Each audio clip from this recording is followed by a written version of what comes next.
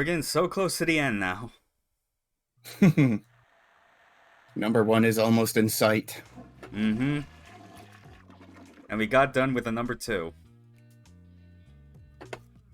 I see what you did there. Yeah, I'll see myself out. Please do. That was terrible. Okay, yeah. Recap. Oh, this is my stream now. Hi, how are you doing all? Hostile takeover, bitches. This stream just got a whole lot more Scottish. Wildcard, bitches. Woo! Alright. So recap. We earned enough money last time to meet the entry fee for the rank number 3 fights. Yep, they gotta kill us a witch. Just like my animes.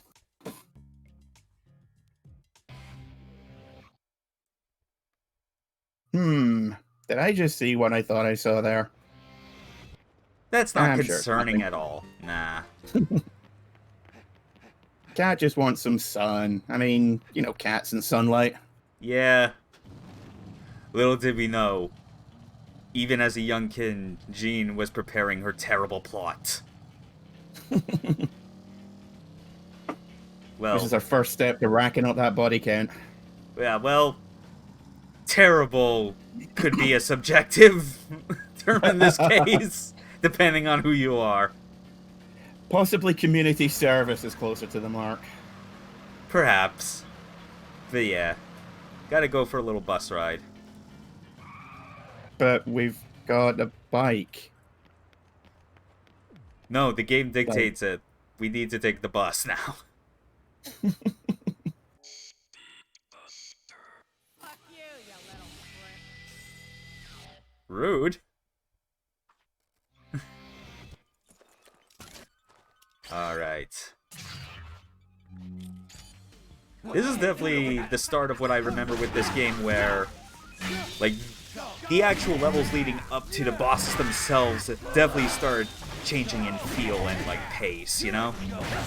Yeah, I kind of feel like they started off trying to do stages like these, and then for whatever reason, it just kind of devolved into straight corridors with the occasional gimmick.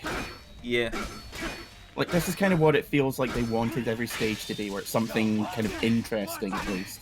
Yeah. Although the bus section is a pain in the ass. A little bit. But yeah. It's definitely like, I say that like it kind of starts here where it does feel like trying to be more gimmicky. Because I do remember like the level for the rank 2 fight and how very different that is. And then the first rank fight with like that first section. Oh, yeah. Yeah, which I kind of, again, like, I don't mind. Yeah, I feel like part of it could be construed as, you know, them not having the budget to give every single rank the same level treatment that, like, the first few did. But at the same time, it's like, it does show, I think, like, a sign that they probably knew that their combat is still ultimately shallow, and that they could do to, like, mix things up slightly. Was that Moai head always there? Yes, it was. They're actually all over the place. I remembered this back when I was collecting the lava cov balls off stream, and it kind of gets back to something that I think we did mention about like how the mundanity of Santa Destroy was the intent, but they don't execute it quite as well. Like even in a mundane kind of setting as this is supposed to be, you still kind of owed yourself as far as like open world game design to give you some kind of incentive to want to explore, like in the chances that you might find interesting or weird shit. The Moai heads would seem to fill that, but they don't really do much other than just exist. Yeah, it's not like God Hand where you can beat them up for a bonus or anything. Oh yeah, I remember those things. Yeah, I do not remember any Moai heads in this game whatsoever. What the fuck? Yeah, to be fair, I almost forgot that as well.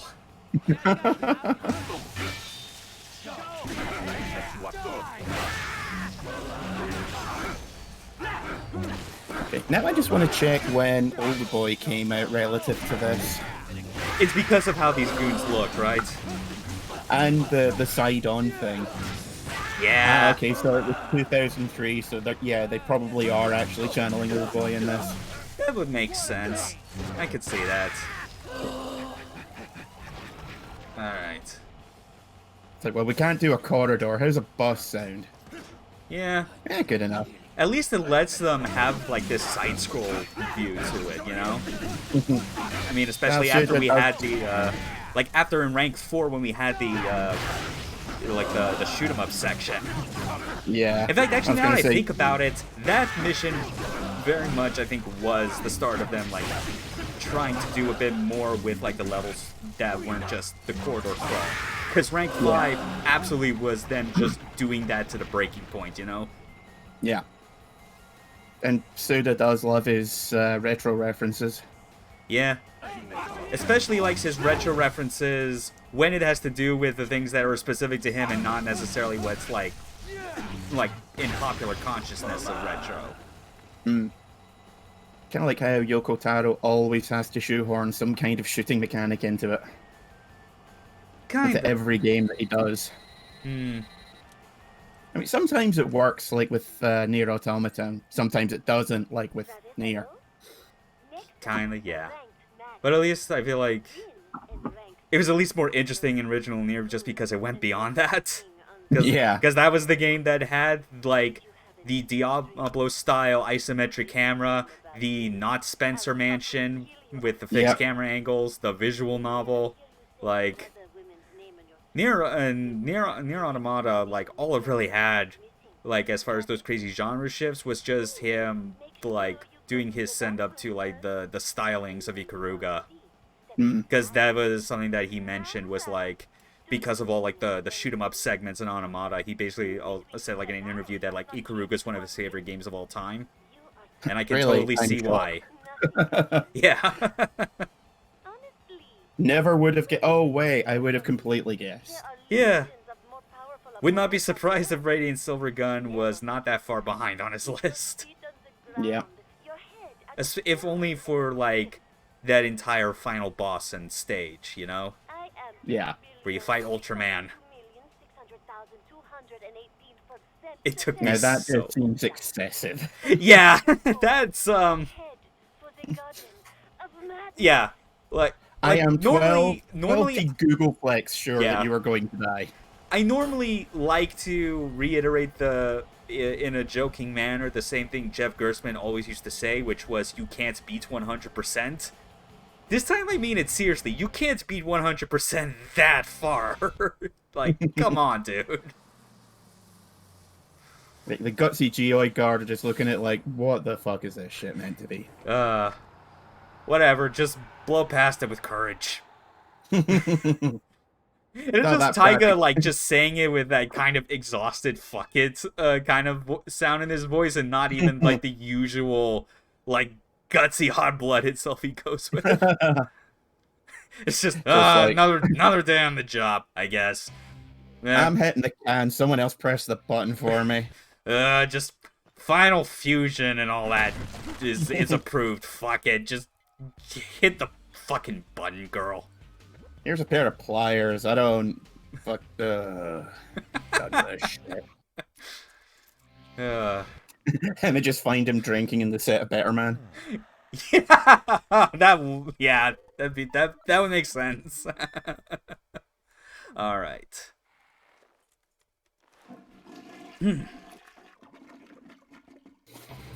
Small touch, but I do like how he saves in a different toilet every time. Yeah. And how they are all, like, completely different. And they all have this, and they all have the logo. In different stylings, obviously. Different. Yeah. Okay. Yeah, there's no other cards in here. Yep. Let's start this gimmick fight.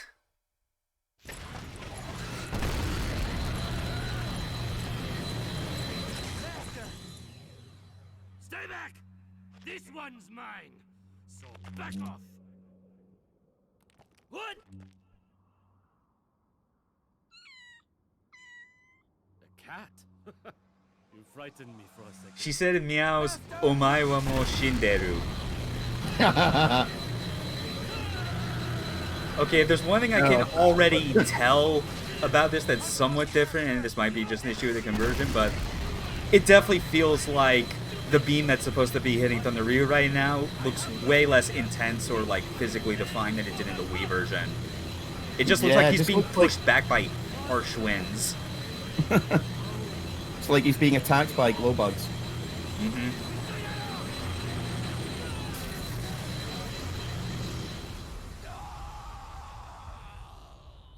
Who thought the old man to have so much blood in him?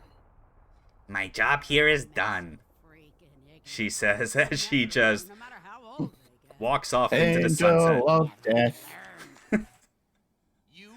Finally, Travis, you are now free from his constant cases of sexual harassment against you.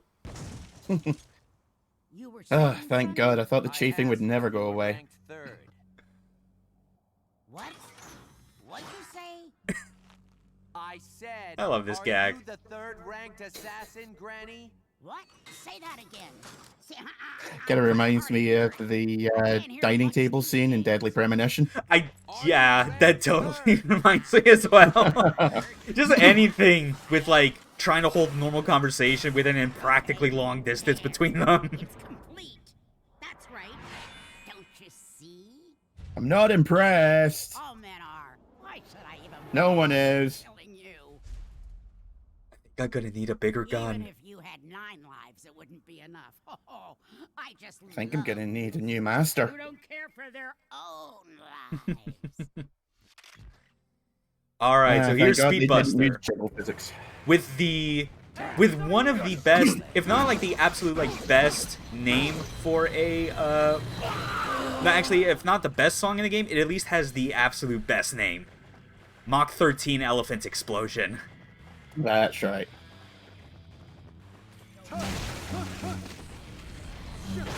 I understand why Pleather for Breakfast gets everyone's attention, because it is a bloody good piece of music. But, Oh yeah, and it's absolutely my favorite too.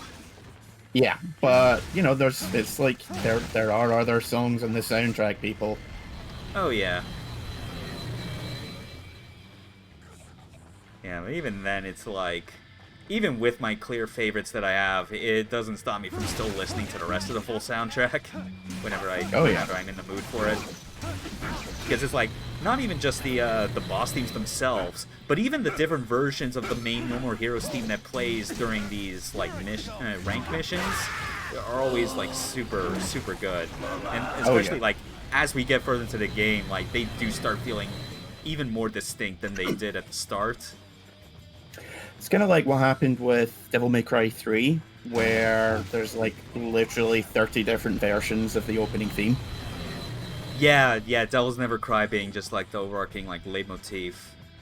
Yeah, I always have a soft spot for any kind of soundtrack that does variations on a main theme.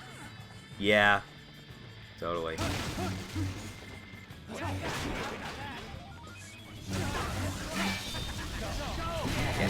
And naturally, as you'd expect, because of how this is kind of a gimmick, oh, I think I actually just did the long range jump, because like he down attack, because he did that jump.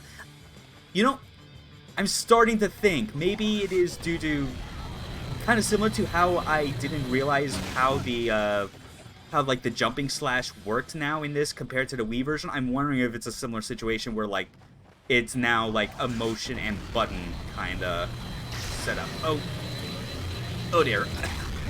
I kind of misread that as like I thought there was an opening up ahead, but no. Yeah, you can see that's what happens when you get hit with the beam. Thankfully, it doesn't drain your health, just your battery. And if your battery goes completely down, yeah, you're gonna hurt a lot. Doesn't it do extra hits if it drains your battery? I'm pretty sure Like that's the point. Like if there's no battery, it starts doing just full health damage.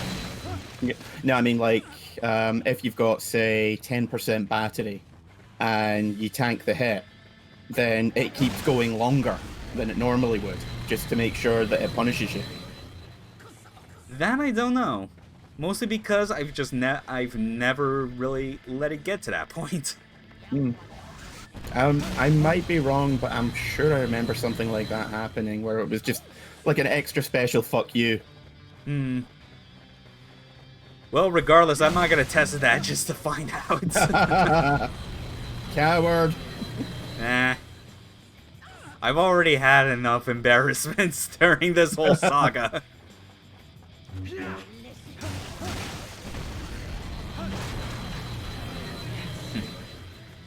Yeah. This is pretty much the whole fight. It's one of the more gimmicky fights, but past the beginning, arguably not one of the more interesting ones. Yeah. Like, once you've seen this, you've seen everything. Yeah. Oh yeah, actually I misread. Like, it's not just the battery it drains, it also does drain your health slowly when it hits. So it's both, actually. Oh well, whatever. And naturally, as you'd expect with it, like, as we get closer, it does, you know, the intervals definitely start to feel like they're shorter when firing. But part of that could also just be because of, you know, you're closer to where the source of the beam is coming from. Okay, that actually totally was it. I did the same input that you have to do in this version for the jumping slash, where it's the left Joy-Con motion and A button, and while locked on and the A prompt is there. Or something. Or maybe not when the A prompt is there. Just do that when locked on to a downed enemy. That could be either of those two, but whatever. I finally figured it out now. Thank God for that. Yeah. Our saga is at an end. Yeah. I love this version. I think we made it clear. It feels so refreshing and great to kind of see this game like running at a technical level that it never did before.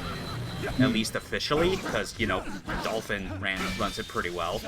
But at the same time, like, this is more than enough reason why, just for familiarity's sake, I'll probably still end up continue to keep playing, like, the Wii original. Just because because of details like that are still better, like, ingrained in my head and how they work. Yeah. Plus also Heavenly Star. Of course. Yeah. It's a shame, though, that the North American version still did not get the full music video as, like, a VHS tape you could play. That was only for, like... I think that was... Japan and Europe, I believe. Yep, pretty much, just because of how already, like, Japan and European versions of the game already had, like, the same edits. Like, they both lacked in the blood and those effects, you know? Yeah. It's like generally speaking, I think most people think the European version is the superior one. But because all it's really lacking is the blood. It's got the best versions of everything else. Yeah, but that's kind of not enough. Yeah. Especially when, even if it's not the full version, you can still hear Heavenly Star in the North American Wii version anyway. So it's like, it's just, you can only really hear it if you go into the different shops and not, you know, watch that admittedly impressive music video. Yeah. Because I remember you could always hear it in Beefhead. Yep, and Naomi's. And I think Area 51 as well. Not Thunder Ryu, though, obviously. Or Gold Town. Yeah. It's actually, funnily enough, as I said, I'm moving house in a couple of weeks. Yeah. So I've been packing up all my games, and I found my copy of the Wii original. Oh, nice. So that was fun. Don't have a Wii. Did have a Wii U for a while. Yeah. But didn't play it often enough. Yeah. But yeah, gonna need to buy a new copy, or I say new, I mean new to me. A new copy of No More Heroes 2. Because having one without the other just feels a bit weird. Yeah. Kinda is, even though, you know, one's clearly better than the other.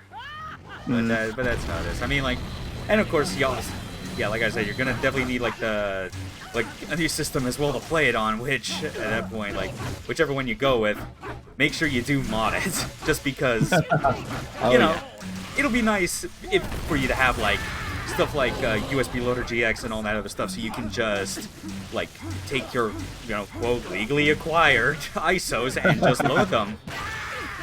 I mean, with handhelds, I usually wait until mods are available for them, because I'm one of those people that likes to I usually have a fairly decent sized game library. Yeah. And I like to have all my games available. So yeah, I feel similar. So, like, with my DS, my 3DS, my Vita, and that, I was buying games, but I was basically keeping them in the boxes and then downloading them and putting them on my console. Mm-hmm. Oh, yeah, that's how you do that. Yeah, I remember that. Like 'Cause I the first remember couple that- times you like run through this fight, you definitely think it is just trying to get a straight shot, but no, you quickly realize that like she starts firing a lot faster and there are no more alcoves. Yep, takes you a while to work that one out. And 'Cause I think also that's it also basically takes the you a only- while to even remember that's the solution when you replay it in the future. Pretty good. Yeah, because Damn that's right. basically the I'm an only time in the apprentice of game the you ever master. have to do that. Thunder Liu, Yeah. he was a good man, and I hope one day you'll be as good as he was. Count on it. Ma'am, your definition of good man I don't think applies to Thunder Ryu. Farewell. He was a, you know, like the great man theory of history. And that every man, you know, we say like Winston Churchill was a great man, and you know he was a completely horrible piece of shit, but he, you know, changed history. Same thing with Thunder Ryu. He may have been a serial molester, but he had an impressive gym. Yes, all thanks to me. I'm paying him enough. It's just Travis, just hearing that explanation is like, suddenly I think I have an idea of where he might have got his sexual proclivities. It's like, great, man. We talking about the same guy here? Like, I Yes. like how it specified it was a Japanese katana as opposed to a Welsh one, or A Belgian Japanese one, maybe. Japanese sword. Because you already call it a katana if you're saying it is a Japanese sword. That's just redundancy. It's a katana sword. We completely forgot to like make mention of like one of the best like understated recurring visual gags of this series, which is one of the cleaners whose head you never see. Oh yeah. And like when a camera actually zooms up to where you could potentially see it, he catches Speed Buster's decapitated head, and it covers up his view as well.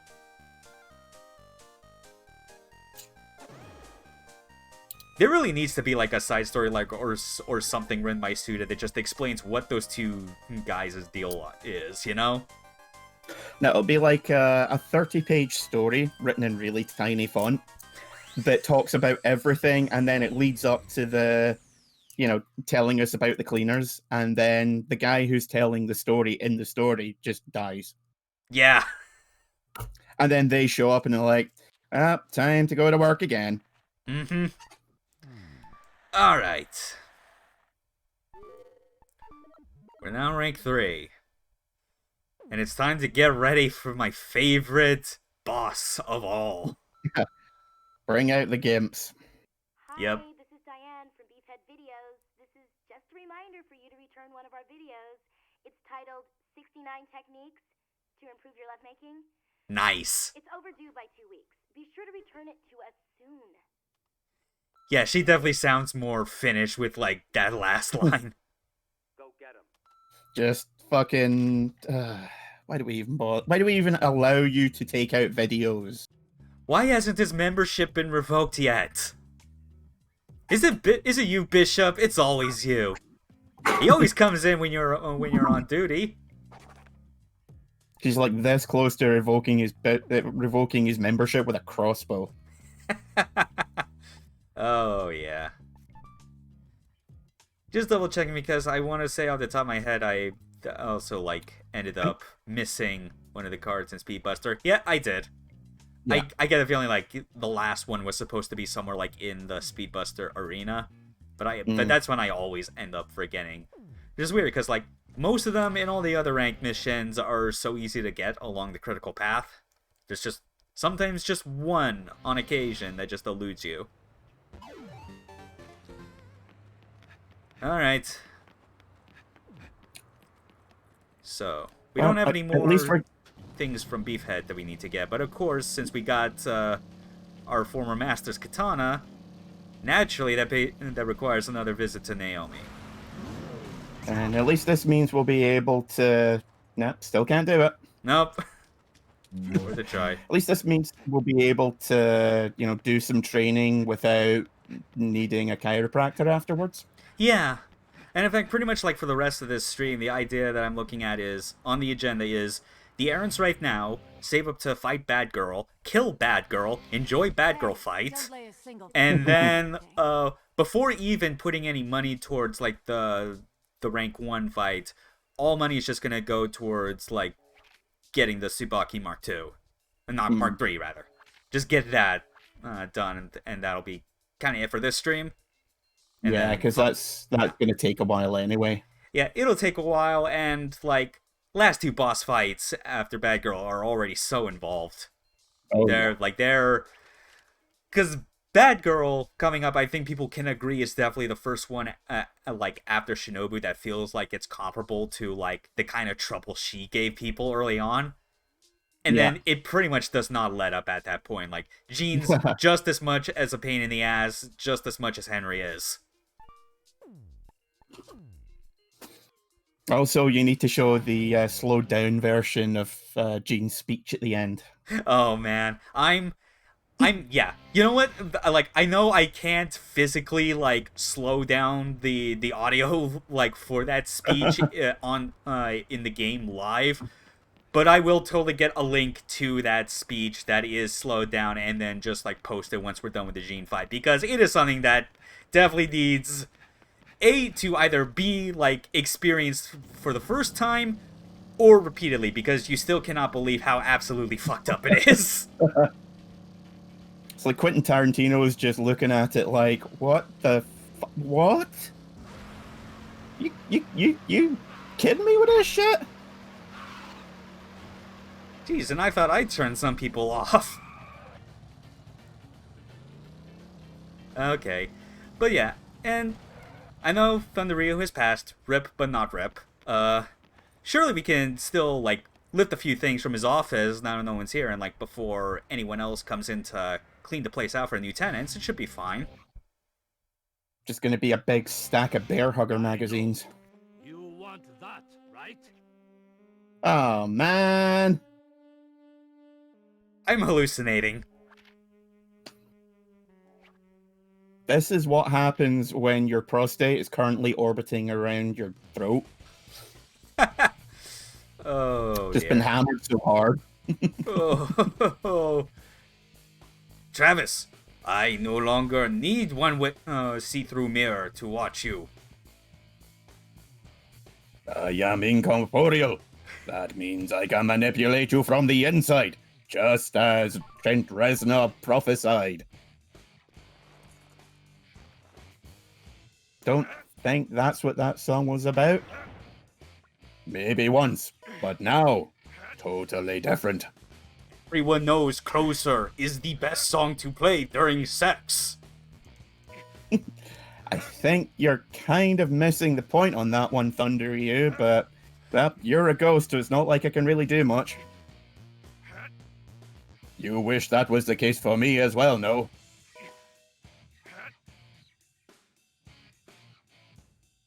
Travis, if there's something strange sleeping in your bed, let me tell you something. Bustin' makes me feel good. Yeah, the song was supposed to be Ghostbusters, not Ghostbusting. No, Don't like this reboot. No, it's just called Bustin'. Yeah, it's just... Neil Cicierga all over again. Yeah. My favorite comment about that old song is that he is someone theorizing that Neil just lives in an alternate universe where that's the actual song and he's just uploading it to, like, all of us to hear. I mean, he did release 2 albums from a universe in which All Star was never created, Just none of the and mouth then became the only piece of music that ever existed. And then came and made a song based on a universe in which everyone became Adrian Brody. Ugh. Oh, yeah. Man, I have not seen Predators in forever. I've never even seen Predators. It's okay. Yeah. I imagine it seems a lot better in like hindsight after kind of hearing about like the shit that happens in The Predator. After The Predator and Alien Covenant and Prometheus, I don't think anyone has any rights to say anything bad about previous Alien and Predator movies. Yeah, Like, well, even except Alien maybe, Resurrection is a masterpiece. well, nah, I think even then I'd still put Resurrection like on the same list of like really bad shit. Like Alien 3, like I'll admit, like I've always been more of like an Alien 3 like sympathizer. I guess is the best way to put it. Not really apologist, just because like I sympathize with the director and just how absolutely everything was so fucked for it that he like refuses to like acknowledge it on his resume. Oh no, I have and will go to bat for Alien 3 Yeah, all the time. it has Like, when you see problems even with the assembly cut, but it still makes for like a better end for Ripley's arc at the end of the day. I think, excuse me, I think the most compelling change was that when Not Bishop makes his offer at the end of the assembly cut, Yeah. her responding to him takes a lot longer, which, that is her sincerely thinking, well, maybe, Yeah. whereas in the original it's like 5 seconds. Nope. Yeah. Plus, there's also, like, the assembly cut basically patches up that pretty serious plot hole where they manage to, like, corner the alien and trap it, but then in the theatrical cut, it just gets out again without any explanation. Yeah, the whole thing with the one dude who views it like a mythical being is really good. Especially with the heavy religious themes in the film that were already there. Yeah. Plus, I'm sure more people would appreciate, like, the runner alien coming out of, like, a dead cow carcass more than, like, an alive dog. Mm. Well, the idea was that it was supposed to be stupid, basically. Yeah. Like, it's more animal than the actual alien itself. Yeah. Like, a dog was an okay sort of middle ground, but, it explains the agility of this one compared to the others. Yeah. But even still, it just doesn't quite work. Anyway, time for this one. Oh, boy. Yeah. Oh, I'm sure this one's not going to take about 3 hours to do successfully. Yeah. But yeah, Alien talk. Yeah, the Alien 3 with the assembly cut is more alright than people give it credit for. Alien Resurrection feels like it feels more like a parody, like a spoof that is not being taken as a spoof. It's funny because at the time I thought, it's not an Alien movie, but it's an alright film. Yeah. And then Joss Whedon, who originally wrote it, did Firefly. And then you go back and watch and it's like, this is literally a one-to-one, this is his prototype of it. Yeah, like in terms of like set design and crew dynamics, absolutely. Yeah, it's the only thing it's really missing is the wacky pilot. Yeah. And the smart guy. Yeah. Other than that, everyone's already, and the companion. Everyone else is already there. Yeah, and even then, like, yeah, it's still like, yeah, Resurrection always still felt dismal for me. Prometheus, like, we already know, that is a movie that should have just stuck to being like actually part of the Alien universe or not at all, instead of just half-assing both sides. Yeah, and then Covenant is like, weirdly enough, I hold less issue with like the lore details it brings up about like the alien itself than I do the fact that everyone has like a collective IQ of 50. If everyone acts in that movie the way they act, they only do that so the plot can happen. It is the stupidest excuse for a story I have ever seen. Yeah, it's so terrible, and just to kind of undermine the fact that like the main antagonist is basically the most clever one ever and kind of serves to, I guess, in a roundabout way, explain like the lingering question of how the hell did Weyland Yutani even know about these aliens to begin with, Mm. And instead it's like, oh, it's because one of their synthetics just went rogue in space after all these years and decided to, like, engineer the damn thing. It's But trying to it's trying to fill plot holes that no one particularly cared about. Yeah, like, even...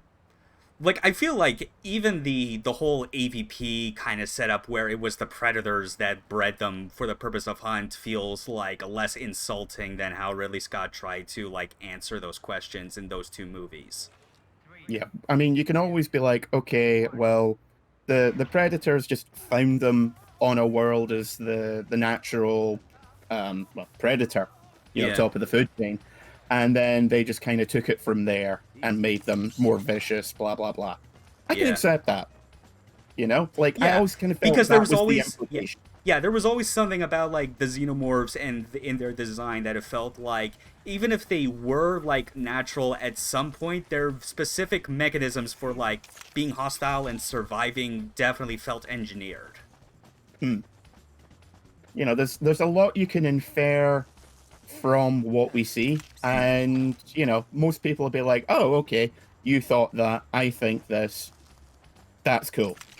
Giving them an actual definitive origin completely flies in the face of everything of the original movie, because like everything you see in the movie, like the original Alien, it doesn't answer anything, but it gives you so much opportunity to work with in terms of what the fuck is going on. Yeah. And then it's like, oh no, it was actually this robot dude. Yeah. Who had a weird crush on a scientist. Yeah, okay. It's weird. I feel like the question of how the company always knew they existed is something that definitely needed answering, but it didn't need to go nearly as far as they tried to make it. Just saying that they caught, like, some whiff of, like, this thing's existence. They saw it in action at some point. Oh god, now I'm realizing that I'm basically giving more credit to, like, the PG-13 AVP film than, like, I'm wanting to, because it's like, whatever. Even with it being gimped as hell, like, in terms of rating, it's still better than Requiem. Like, I tried watching that, got about 10 minutes into the point where the pizza delivery boy made a really, really stupid gay joke and was like, no, I'm not even gonna stick around any longer. I am done. Yeah. Oh fuck. Timer's going down. Oh, thank God, I do still have the sprint. The dash. Oh. Come on. Where's the box? Where's the fucking box? Where the fuck is it? I thought it was around here. Ruh-roh. Oh, shit. God damn it. I swear it was near the entrance. What the... Yeah. Like, you think it would have, like, be something that's more highlighted on the fucking... Oh my god. They wouldn't have just changed that for the remaster, would they? I can't imagine they would. Yeah. Yeah, see, you can see why I hate this. Like, the mind detecting shit was pretty bad, but this, again, still reminds me why it is, like, the worst of the side jobs. I think it's just that the mind detecting side mission was just poorly explained. Yeah, it kind of was that. Which, grand scheme of things is forgivable. And so I just like to imagine with how he ducks down, like every so often he just gets a bucket of scorpions over his head. Jeez, yeah. Like, put a lid on that thing. Good God. Just have a hatch at the back. I'm kind of exploring around, but also trying to make sure that I can see where the hell, like, the antidote box is supposed to be, and I'm not seeing it. No. This is... Well... I know he said I've been lucky with, like, my streak of gold medals on this, but, if I decide to chicken out and just, like, let the time run down at a point because I'm too sick of it, don't be surprised by my result. Well, no, I mean, if it wasn't for the fact that this is the only way you can open up the most lucrative missions in the game, I'd say just don't even bother doing it. Yeah. I mean, yeah. Man, thinking of that, like, thank God the the assassination gigs are not like medal rank dependent on how you do in these jobs. That would suck. Oof. And then watch as it shows up in No More Heroes 3. Well, I mean, like, there's clearly more than just, like, Liberty Bucks. Oh, I'm sorry, Utopinian coins. There's also, like, Wesson, which is, I guess, like, some kind of, like, mineral or, like, upgrade currency that's specific to that. Which I'm interested to find out. Because I never expected that this would be a series that would decide to go, like, the multiple currencies route for its progression, you know? Maybe he was he contracted whatever disease was circulating around EA with their multiple currencies and everything. Ooh. Because if No More Heroes 3 is pay to win, I'm gonna riot. It's probably not. They've already made, like, enough jabs at, like, Damon Riccatello. I mean, or John Riccatello. Fuck, it is... Yeah. I cannot believe that I just replaced John Riccatello with Damon Riccatello, a fictional character whose last name is actually spelled slightly different now, so that it's not an exact, like, match for Riccatello's last name. It's still spelled in a way that when you look at it and then read it out loud, it still sounds phonetically the same. Boy, is your face red. Yeah. Mm-hmm. Yeah. Okay. Well, you might as well go for one more, because even if you step on it, the time's going to run out before you die. If I can find it. Yeah. Oh well, probably not. 11's fine. Yeah. Chances are high I'll still get gold. Fuck it. Yeah, gold's probably 10 or 12. What the fuck? Must be 12 then. Oh, screw it. Screw the whole damn thing. Just dump the scorpions all over his head. Fuck you, they're your problem now. Enjoy your stingy juice, bitch. Mm-hmm.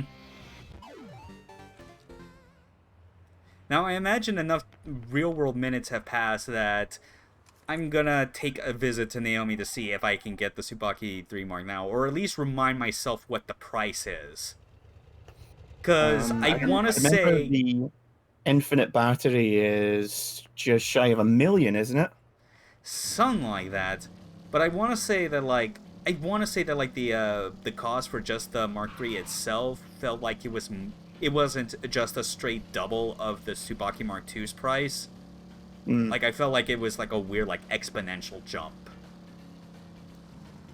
But, I mean, like, it makes sense. Like, this is the katana that is, like, required to own if you want to get the true ending. Yeah.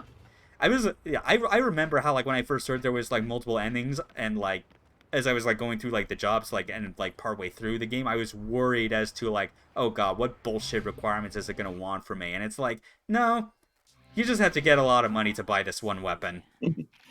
Just play the game until you can't be bothered to do any more. Yeah. Oh yeah, it's absolutely, like, it's almost 500,000, and I don't even have that much yet, so...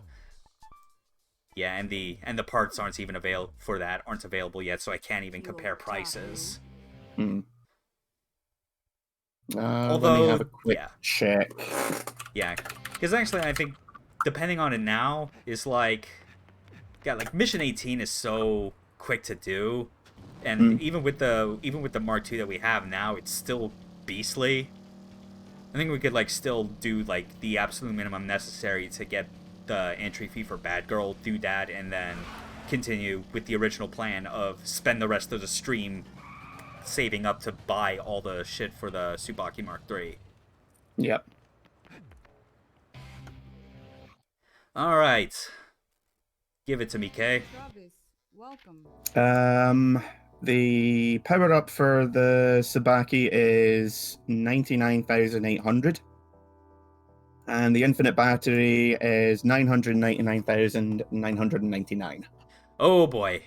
Yeah. So that's not happening. Yeah. Well, at least not the infinite battery. No. No. I might actually save that for the final stream. Like, give myself a break in between Jean and Henry just to do that. Yeah. Because that seems... Yeah. Yeah. Because it's like, I already know the general idea of, like, what I want done in all these streams. It's just a matter of making sure I don't, like, back myself into a corner with one that is absurdly short. Hmm. But yeah.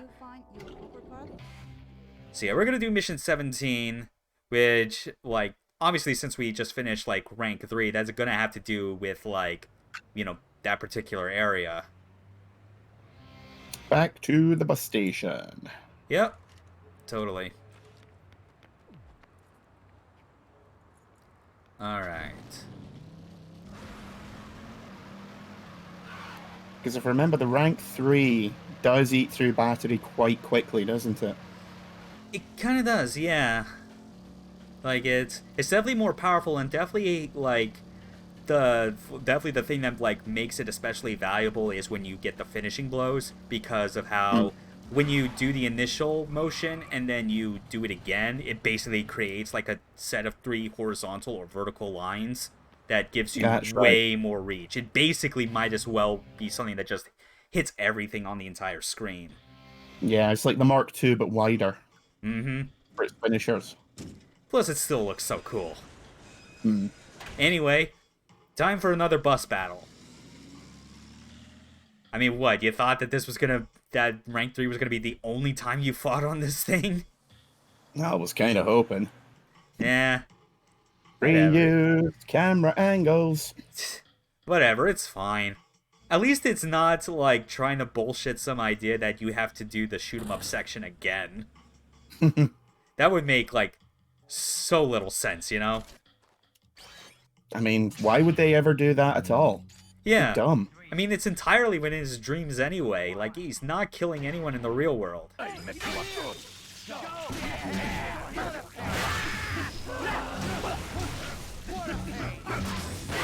Alright.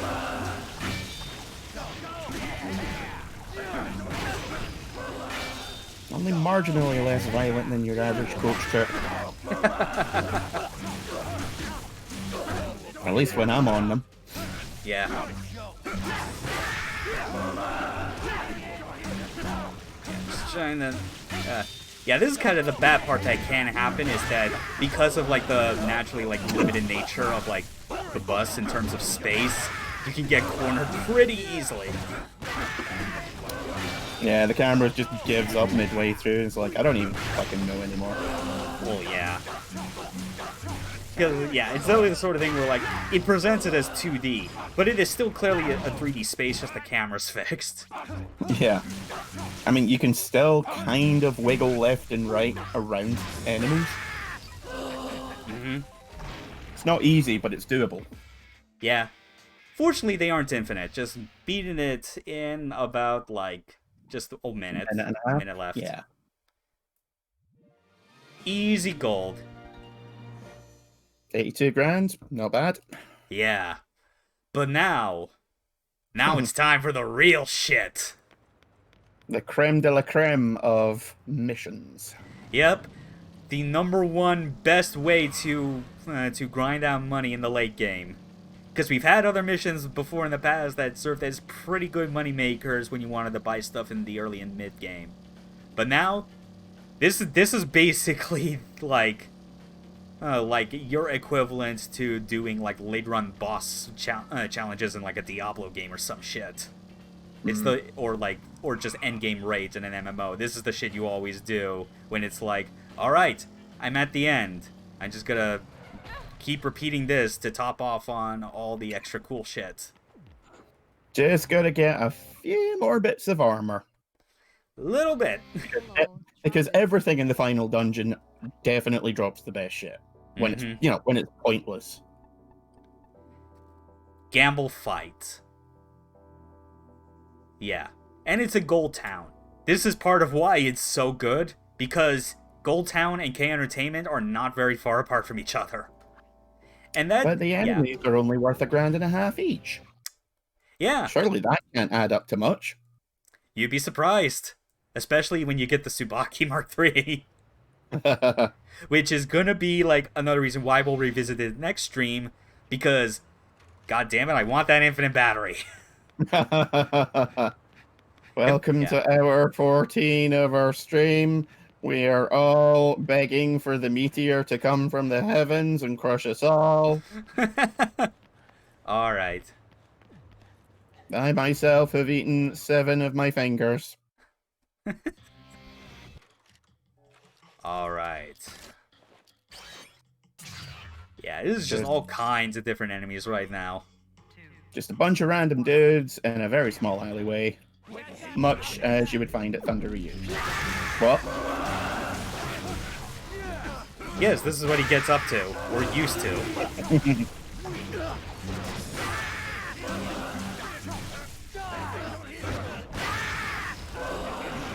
Yeah.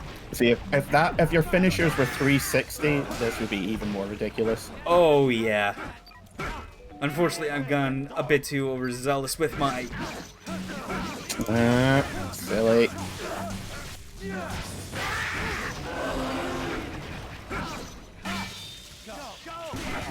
Yeah, like, they're worth not a lot on individual kill, but they are a lot weaker. And because of how cramped the space is and the way in which that they group up on each other, it makes for a lot of satisfying and easy multi-kills. Yeah, I mean, when you can kill like 70 guys 5 at a time, it does add up very quickly. Yeah. Especially if you get the wide finisher strikes.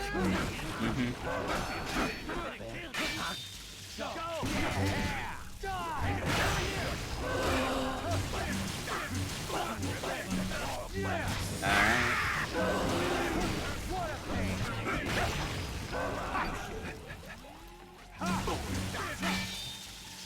Yeah. I mean, what else is there to say?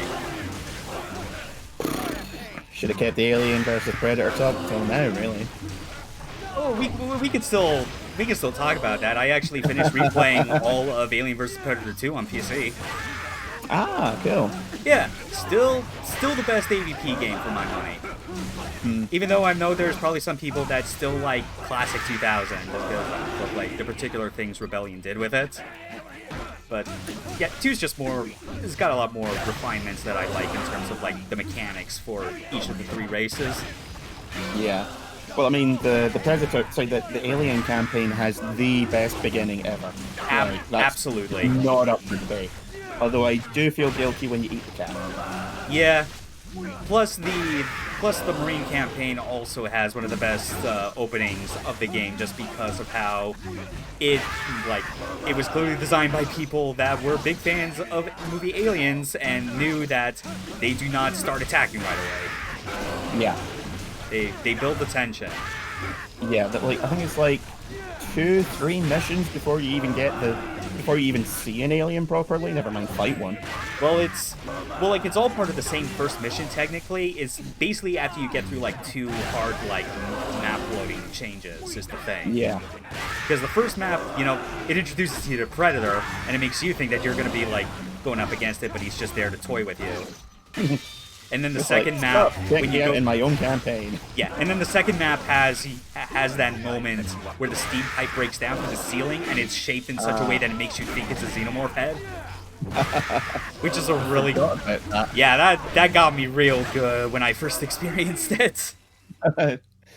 Yeah, the game does have some very good psych outs. Yeah, but yeah. The only thing that really does feel more like a letdown these days when I kind of look at it more critically is the, oh yeah, by the way, over 100k. That's why this mission is the best. Yeah, that's about twice as much as any other mission in the game will get you. Mm-hmm. But yeah, as I was saying, it's like the Predator campaign in 2 feels like the weak link, though, after kind of going through it again, is because of how... Like, the story conceit is that you're, like, a young Predator kind of going on, like, his first big hunt as, like, a sort of initiation with, like, a band of other Predators and a hunting party. And and so much of that, campaign is you just having very little of your full arsenal. And it's not really until, like... And you also get captured midway through, which strips you of, like, even your ability to cloak or heal yourself. Yeah. But so the one thing that the reboot it was what, 2006 that came out? 2010, which I actually 2010. started playing again out of like morbid curiosity. Yeah. See, I actually quite liked that for the most part. The Alien I campaign kind was of a did bit, too. Yeah. yeah, the Alien campaign was a bit all over the place, especially compared to AVP2. Yeah. Um, the Marine campaign was more like a greatest hits of the previous games and Aliens, I should say. A little bit. Yeah. Um, but the Predator was probably my favorite because they gave you everything straight out of the gate. Yeah. It's like. So yeah, that's funny. Like in AVP 2, the Predator in single player feels so hamstrung for most of it that you don't even get stuff like the plasma pistol till the final like mission, I think, or two. Don't come looking Yeah. for me. But Sylvia by Crystal. contrast, AVP 10, like the Predator like gameplay in that feels more realized, and I think I know What the hell is why. this all about? It kind of has to do with the fact that when they first revealed that game, like so many months of them demoing it was just the Predator gameplay. I feel like there were people at Rebellion that just felt especially proud of what they did, that it almost weirdly enough feels like it is more wasted being part of AVP and not its own standalone Predator game. Yeah, I feel like if they'd actually, because like the campaigns kind of intersect, but not really. Yeah. It's like, Which is the most frustrating part, because you can be like, oh, okay, so this is where this at. Oh, no, wait, we're getting shuttled off into another part of the complex. Never mind. yeah, it's like, it's funny, like there's no like real like direct like, well, because the thing is like, funny enough, AP2 barely has any sort of like intersecting between the player characters of the of the different campaigns, but I feel like it still did it better, just because I think like it became more noticeable for me when I was replaying 2010 and after going through the Marine campaign and then the Alien, kind of realizing that there are just parts of the level geometry that are like shared wholesale, like Yeah. in multiple like themed areas. Whereas in There's a AVP, lot of copy pasting that goes on. yeah, whereas in AVP2, the one area that feels like they deliberately copy pasted locations, but it made sense, was the little calling pods, where in 2, that's basically kind of a focal point where all the campaigns intersect. But they can get away with it as well because, you know, like a space colony, you would expect everything to be prefabricated and just bolted together anyway. Oh, it absolutely does. Yeah. Whereas it's like, and even when you go to areas in AVP2 that are clearly of similar themes, they're not the same level layouts, which is what 2010 kind of runs into that issue. Yeah, as I said, it's like they wanted everything to cross over, but never really quite realized it. Mm-hmm.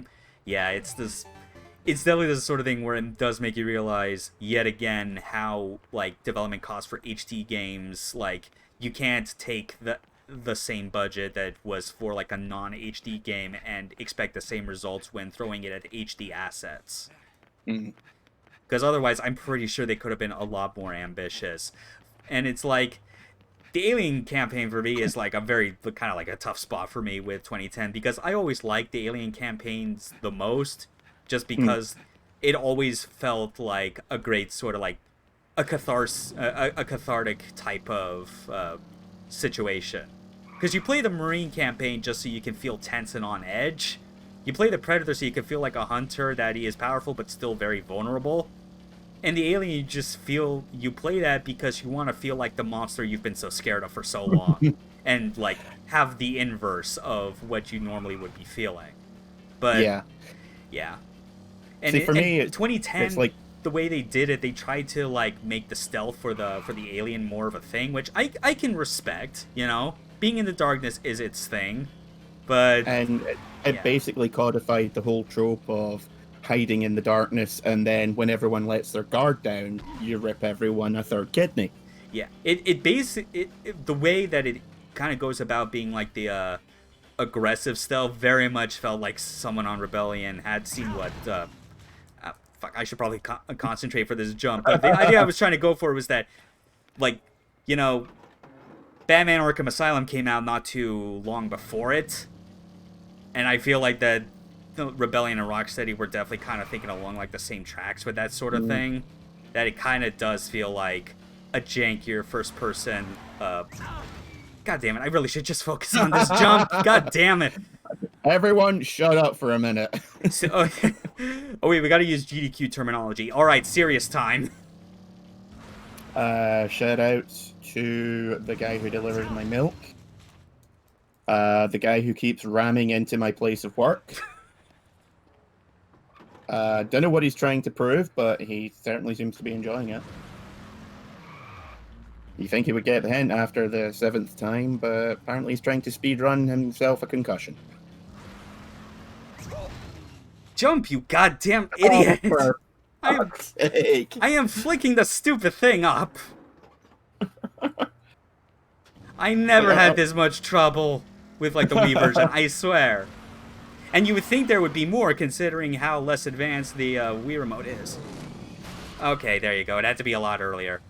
But yeah, as I was saying about the Alien campaign, it definitely felt like it was trying to do the same thing the Batman Arkham games were doing with their stealth sections in terms of pacing, but just feels a lot more clumsy.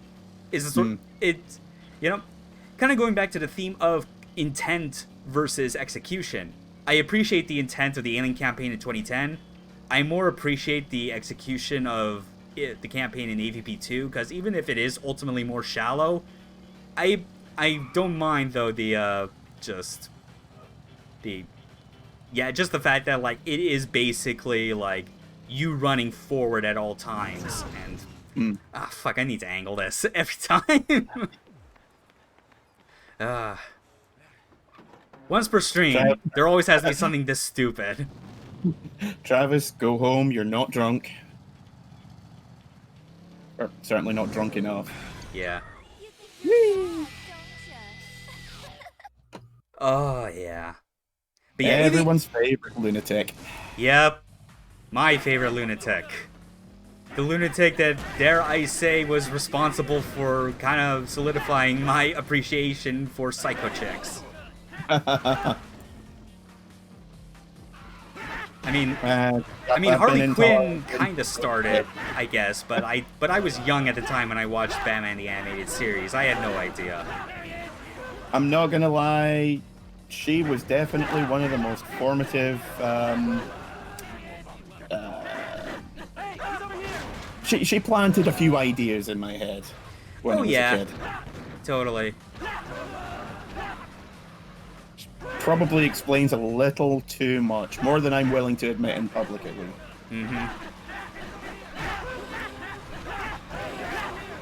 So yeah, this is the gimmick. It's a gimmick that I like more than the fighting on the bus, just because it's like, I mean, like at this point in the game, if you're playing for the first time, when would you have ever expected to have a section where you get to run over actual enemies with the motorcycle? It's like how Crazy Taxi should have been. No, I think it's just how I played it. I think it's still all for the better that like Crazy Taxi is the way it is, and that despite all your reckless driving, no one ever actually dies. Like they just get pissed off at you, but that's it. Yeah, I remember they said that they didn't originally program in the pedestrians diving out the way. Yeah. So originally, when you, I don't know if it was intentional. I doubt it was. But when you ran into a pedestrian, you just went to a dead stop, like you were hitting a building. Yeah. Oh yeah, that's real disruptive. If it was to ever stay like that. That's a bad idea. Gonna have to do something about this. Yeah.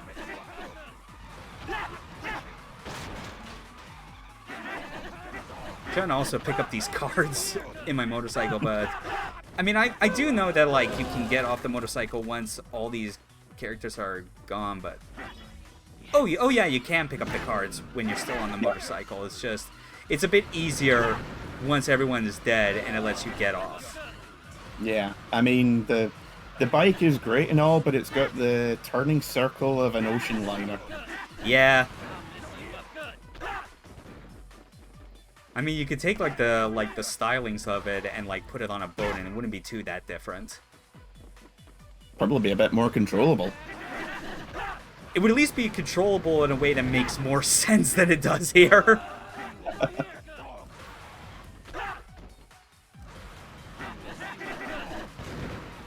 Oh wow, I never realized after all this time that, like, when you get too far away from a group of enemies that spawn, they literally do despawn. And when you get close to them again, they make, like, the same spawning animation they normally do.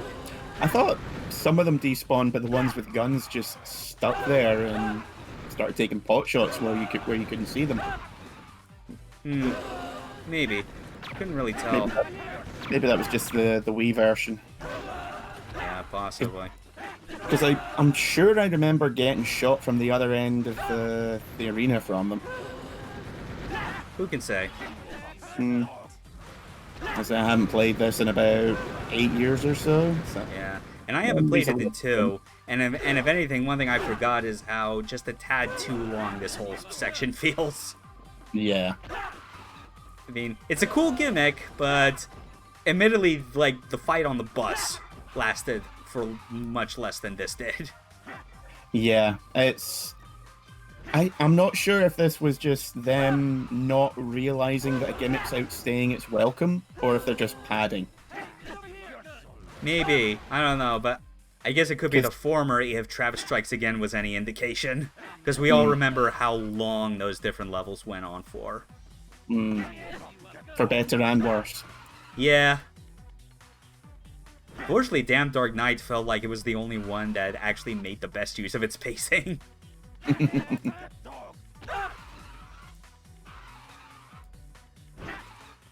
Oh, I think I actually know a bit more now why, like, it feels like some of them are, like, despawning and respawning. I run over them, but it doesn't actually kill them, which is what I thought it was.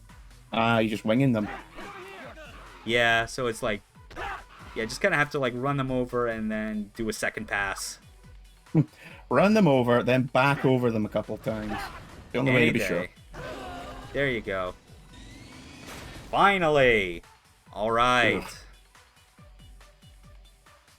Time to see how Badman's girl is doing. How is she? She good? Oh, wait. Trick question. Well. Is she bad or is she bad? Like, Michael Jackson's bad? Sure? My mind is just now replacing Michael Jackson with Bad Girl in the Bad music video, and I don't know how I feel about that. Sure, I could use some sugar. I've been feeling kind of low energy. I could use the extra pep. Now, Michael Jackson's bad, except instead you replace the words "who's bad" with "fuck off." Yeah. Did I tell you once again? Fuck off. Good luck, Travis. Trust your force. Wow, an actually short and concise phone call from Sylvia. That's odd. You are going to die. End of message. Send a tweet. Mm-hmm. Okay. Get today's little wrestling mask. Which, funny enough, we didn't get one in Speedbuster, naturally, because, you know, they decided that they couldn't let us, like, give her the suplex of a lifetime. Lame. Yeah. Time for the double wrist arm salt. And again, I remember Bad Girl being really difficult to stagger. Like, she takes so many hits. She has, like, the little batting exchange you do with the Gimps. She has that one move, which is, like, the actual introduction of, like, the insta-kill tricks that this game pulls on you. Oh, yeah. We all remember that one. Oh, yeah. I remember. And I still remember how to tell the difference. Mm-hmm. Like, of all the things that are potentially easy to forget with this game, I feel like that one trick is up there with the things that are hard to forget. I will remember the thing with the bat until the day I fucking die. Oh yeah. We might even see her pull that trick on us. If not, no mercy. You only fall for a trick like that 17 or 18 times. Mm-hmm. Best girl. Living her best life. This is insane. Hashtag Slay Queen. Phew. What a day. I need a drink. So fucking thirsty. Like, this is why it awoke things in me. It's not just that the girl's crazy. It's that the girl's crazy and kind of cute. Damn, that's smooth. I feel alive again. Beer's courtesy of Chiller7. Want a drink? That's what it says on the fridge. Pop quiz. And there's a Moai head, too. Angry bitch? Oh, yeah. They really were everywhere for just no real reason. I genuinely do not remember them at all. You're a bad girl. Also, I'm sure you probably noticed when I was getting ready for this fight, I remembered to change into the Psycho t-shirt. Yep, it was appreciated. Mm-hmm. Still remembered. In essence, they're the same. Don't go If I remember right, the voice actress for Bad Girl tended to do very cute girly girls in anime up until this point. I could totally see that. Because I think she mostly did anime and games up until this, and it was always like the really boring, simpering girl. Yeah. But here we are. Yes!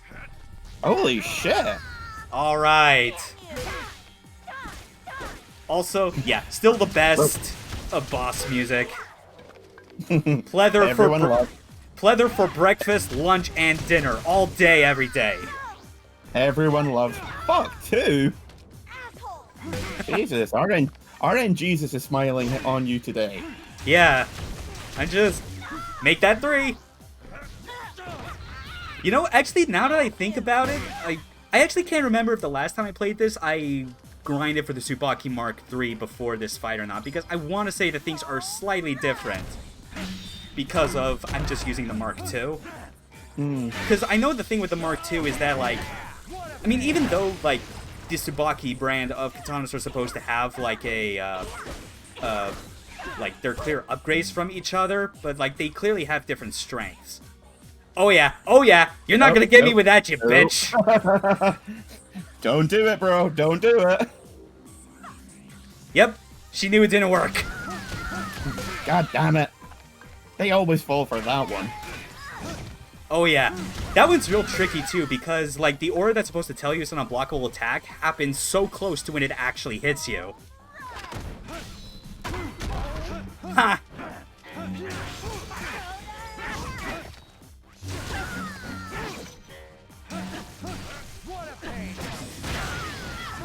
And the death blow still hits her. Didn't do as much damage, but it's still a decent amount. Yeah, but also now she's at half health. This is definitely more than, like, I ever expected. Yeah, you are... Oh. This is just getting ridiculous Okay, now. I definitely feel like this has something to do with the fact I'm using the Mark II instead. I must. Because yeah. Because I said, like, if... I think I usually use the Mark III, and getting, like, stunning her or getting any wrestling moves on her was so difficult, I just didn't bother. Yeah. But I think this also does, even with how tough these final bosses are, they still highlight why they're ultimately still better than the ones in Desperate Struggle. At least most of them. Because it's like, just the timing that you have to go through to get the Dark Step is so much easier here. And, ooh. You know, I don't think I ever saw that happen. I don't think I ever got hit with that before. Nope, still not getting me with that. Pay attention to where her hand is. You usually get at least one per fight where she does it properly. Okay, but now this is where it really starts to step up.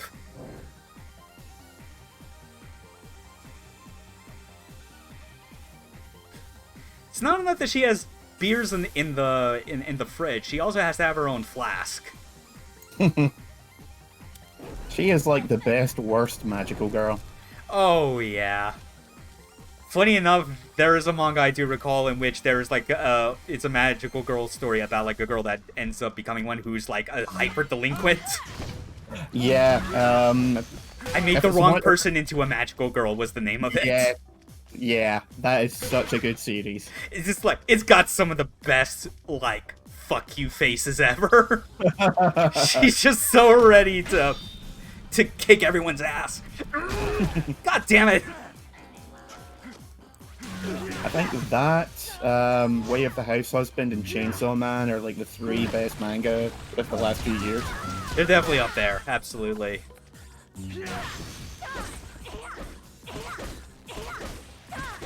Come on, let me dark step. Yes, there we go. Can I get it? All right. Yeah, that's pretty much the guaranteed way to get the double bar arm salt or whatever it's called. Yeah, this goes so much easier. Or not easier, just faster. Like, holy shit. I gotta actually make a note next time. Anytime I keep playing this, I gotta, like, just take the Mark II with me. Because this is working a lot better. This fight's usually about half an hour, right? Yeah. Like, it's not... There we go! The thing that I wanted to do with Holly Summers, but couldn't. Well, I'm sure this won't come back to bite us in the ass anytime soon. Maybe you forgot. I'm a bad girl. And I love it! Wait. No, not like this! No! No! Mommy! Safe word! Safe word! Oh, fuck! Red light! Red light! Flatlander woman! Wait, shit! No, that's Deus Ex! Fuck! I thought it'd make her explode, but it didn't! I've won. Well, I think she did kind of explode in a way anyway. Judging by that face she made. That is a final image that has never left me. The worst post-coital hug ever. Yeah. Just... goddamn.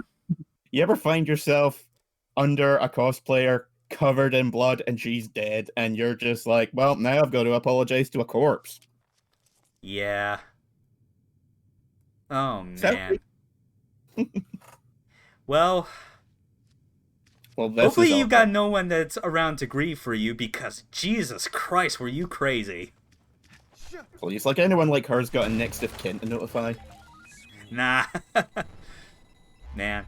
I'm still amazed at how well that fight did, so much so that I didn't even have to, like, make a break for, like, the health or battery refills. Yeah, like, that was, like, 10 minutes. Yeah, just... goddamn, what an amazing fight. Especially when everything goes your way and kind of just highlights that, like, the way that the fights are tuned in this are so much better than in Desperate Struggle. Just the ways in which you can get the dark step into, like, and setting up the setting the wrestling moves up, all kinds of stuff. It just keeps a more convincing back and forth flow than I feel most of the bosses did in the sequel. Where it just feels like they're designed to, like, completely power through you at all costs, and, like, just makes the timing for triggering the dark steps, like, not the same, which always just throws me off. Or at least it felt not the same. I think it's the difference is that the fights in the first game feel like fights, whereas in the second they feel like boss fights. You know? That's like actually a good way of putting it now that I think about it. Like, they have interesting mechanics, no two are the same, whereas in the second game, it's like, okay, how do we design a boss? Yeah, and it's the sort of thing where it's like, when I replayed it around the same time I last replayed this game, it's basically why I kind of had to just learn to love the peony, because it's like, I don't care how slow this is, whatever can be, like, just the most powerful fuck-off weapon imaginable, let me use it. Let me just be done with this. Can I possibly have a beam brick on a beam rope? Yeah. Like, would that work? Jeez, over 10 hours on this recorded file. That's a lot. Kind of reminds you, like, how long this game's meant to go for. Membership will be revoked until you return one of our videos. It's titled French Maid Cafe Spilled Coffee. Please return it soon. And even if you do return it, we're not giving you your membership back. I wish you a pleasant journey. Frankly, at this point, we're considering putting out a hit on you. You know, for the good of the community. Yeah. 550,000. That said, the money we're going to be saving up for is not going directly to that. Mark 3. Hell yeah. You know it. Strap in, folks. This is the rest of the stream. Yeah. More time for us to just talk about, like, off-topic bullshit. Yeah, because we've been so good at staying on topic this entire time. I guess. But even though, but for fuck's sake, this is No More Heroes. Like, you really think that there's any way that you could sustain completely on-topic commentary for the 10 hours that we've had recorded up to this point? Well, in fairness, you did say that, like, 2 of those were searching for the Lovikov balls. Oh, well, yeah, but that was off-stream. And that Yeah. was actually technically 1 hour total. That I went I for. stand corrected, then. Yeah, whatever. I mean, we could go go dumpster diving if you want, but I don't. But honestly, it's like, or worse, just like hunting down every single like underground hiding spot. But Oh, I don't know. Jesus. I think it'd be more fine just to like keep the killing going and just the last side job we need to do. Yeah. Which, admittedly, I'm kind of running a blank on for whatever reason. I feel like I should know what it is because it's the last one, but You know, now you mention it, I don't remember what it is either. yeah, it's like Scorpion Collecting being the second to last one was always just like such a downer when it came up. Yeah. It's like anything which isn't Scorpion Collection is fine by me. Yeah, which I imagine is totally going to be the case here. So let's see. Of course, no. I have not mastered the secret of first cross yet. All right, let's see what we got. Number 9 is yes, this is the one. Oh. Yeah, I that's did right. not remember this at all. Right. Oh, that of course, because I think I remember mentioning something like this, that there was like a mini game or something that you actually would get to like do a jump off your bike into the fucking ocean. But for whatever reason, I started second guessing myself afterwards, wondering if that was just something that was in the sequel. But no. No, I genuinely do not remember this whatsoever. I am Yeah. completely drawing a blank. Yeah, and you know what? After everything we went through, I feel like this is the best way that the doling out of side jobs could have ended. I don't know if you remember like 20 minutes ago when you were trying to jump a barrier, didn't really go too well. Well, I was also trying to talk too much during it. Come on, what are the odds of it happening twice or 17 times? Yeah. Oh yeah, and see, look at that. Like the even though that's not where we're supposed to go right now, because there's the mission icon. Like that icon for the ramp is there now. Like yeah, of all the things that have invisible walls, that ramp overlooking the ocean does not have one. And we're gonna have to make the biggest jump we can for money. What is this, Jackass? Well, we are playing Johnny Knoxville. True. Yeah. Yeah, I forget which of the movies it was, but I'm pretty sure, like, to further solidify Suda's inspiration of basing Travis off Johnny Knoxville, he based it around, I think it was a clip of, like, from one skit where Johnny Knoxville had, like, a turtle biting his nipples. I think that was the specific one, but I forget if that was, like, the first or second movie or something. I haven't actually watched the movies. I've got them. To be fair, me neither. I only know about that clip and the fact that Andrew WK starts a concert celebrating the end of filming for the first one. It's like I've got all the movies and the entire show on DVD. And because the DVDs are just best of, I've Yeah. also legally acquired the TV show. Mm-hmm. But I have not watched them in forever. All right, time to go. And it's not just jumping off the...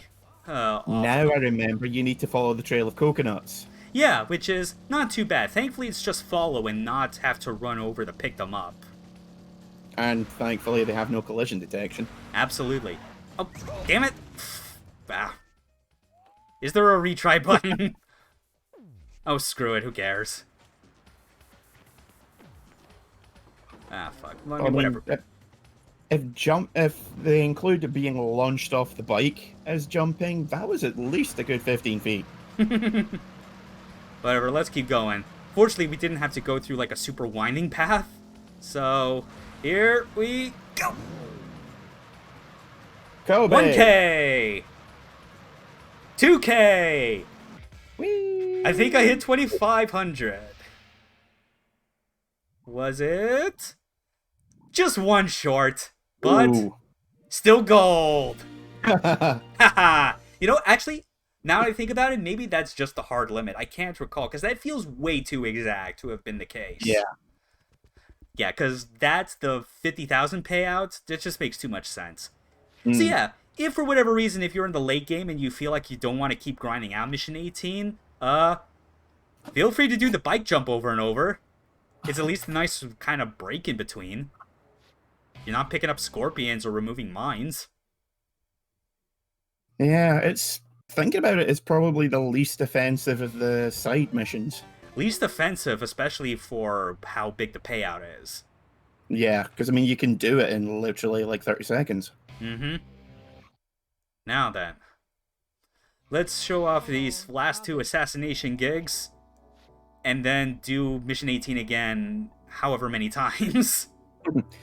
Ad infinitum, I believe, is the appropriate term. Oh, fuck this.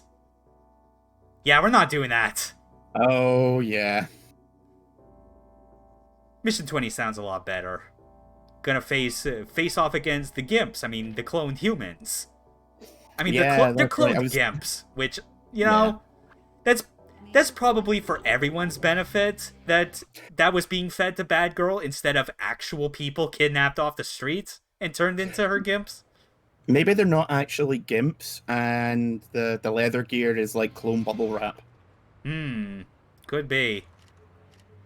Whatever satiated her appetite for murder. That's the thing. If you're killing a clone, is it really murder? I don't know. Give it a void conf test. Maybe we can figure this out. It just seems like a really weird ethical dilemma. Yeah, guess it depends on the android. If it's Bishop, I'll spare him. If it's Ash, fuck him. Lance Hendrickson is a treasure.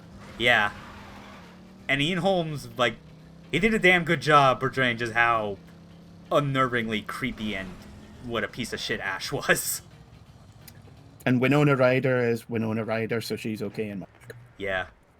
Man, I'm just thinking about, again, like, that one scene that was, like, such, like, a good kind of bit of editing in the original Alien, when Sigourney Weaver is, like, consulting Mother about how to deal with the alien, and it's, like, cutting back and forth between the computer readout and her on the at the console.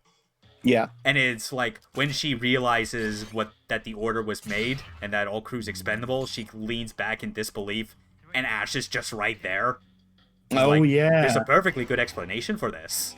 It's like, probably one of the best scares that is not a traditional scare. It's like, okay, so I know how this looks. That's about as far as I got. Yeah, don't mind the milk dripping down from my face. It's perfectly normal, I assure you. Okay, but, like, the latest copy of How to Kill All Humans Monthly just came in. Would you like to take a closer look at it? Yes, it's actually laced with a lot of very tasty materials. Here, let me help you best experience it through your mouth hole. It's a cookbook! It's a cookbook! How to cook humans. Wipe off dust. How to cook for humans. How to cook tasty for humans. How to cook 40 humans. Yes. For 40 humans. Oh, man. Oh, that old Simpson episode with just the different Halloween tales. It's just designed just to, like, make Lisa out to be like the real asshole of the story. Because all the aliens wanted to do was just cook a nice meal for the Simpsons. That's all they wanted. I'll never forget the episode where Ned Flanders goes crazy and it describes Lisa as the annoying answer to a question no one ever asked. Yeah. Oh, Lisa. And I don't know who you are, but I'm sure you're a jerk. Well, I just got here. Yeah. Yeah, the defining thing about Lisa's character. Well-meaning, even if it does really annoy the people around her at the time. But for the love of God, would you just shut up for 5 minutes? Yeah. Here's your dental plan. She still needs braces? Lisa, her teeth are big and green. Lisa, she smells like gasoline.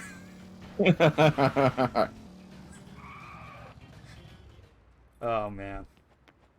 I actually saw, I can't remember where it was, but someone described her as the Meg of The Simpsons. And I was just sort of like... Ugh. You got those reversed, buddy. I don't know if I should be offended or... Like, either way, I just want to go kill someone right about now. Yeah, I feel you on that. And I don't even care about The Simpsons or Family Guy. Oh, yeah. I care about Simpsons slightly more. But not enough that I'm not one of those people that know all of the episodes from the seasons back when this show used to be good. So like 9 seasons. Or it's 8. like with Friends, where like inevitably, whether you want to or not, you've seen the whole thing often enough that if someone describes an episode, you can be like, "Oh yeah, that one." Weirdly enough, I've seen less of Friends than I have Simpsons. Like you probably have better luck bringing up something from Seinfeld, and it would better jiggle my brain. See, I don't watch Seinfeld. Never found it funny. Yeah, I did. I'm just not a big fan of that kind of cringe comedy.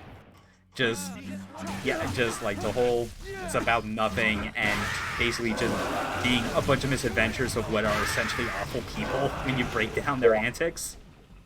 Like, It's Always Sunny did it funnier, in my kind of opinion. Yeah. I guess that's kind of more reason why I actually need to watch It's Always Sunny. But it's just because there's like there's clear points in like my watch history of TV and movies where like I clearly just started watching less and less of like things that was considered modern until I just excised it from my life completely. Yeah. Like it says a lot that like the movies that I've been thinking more about like watching or rewatching lately are still within like the kind of older period of time that I'm more familiar with and interested by, which is like stuff before the turn of the millennium, you know?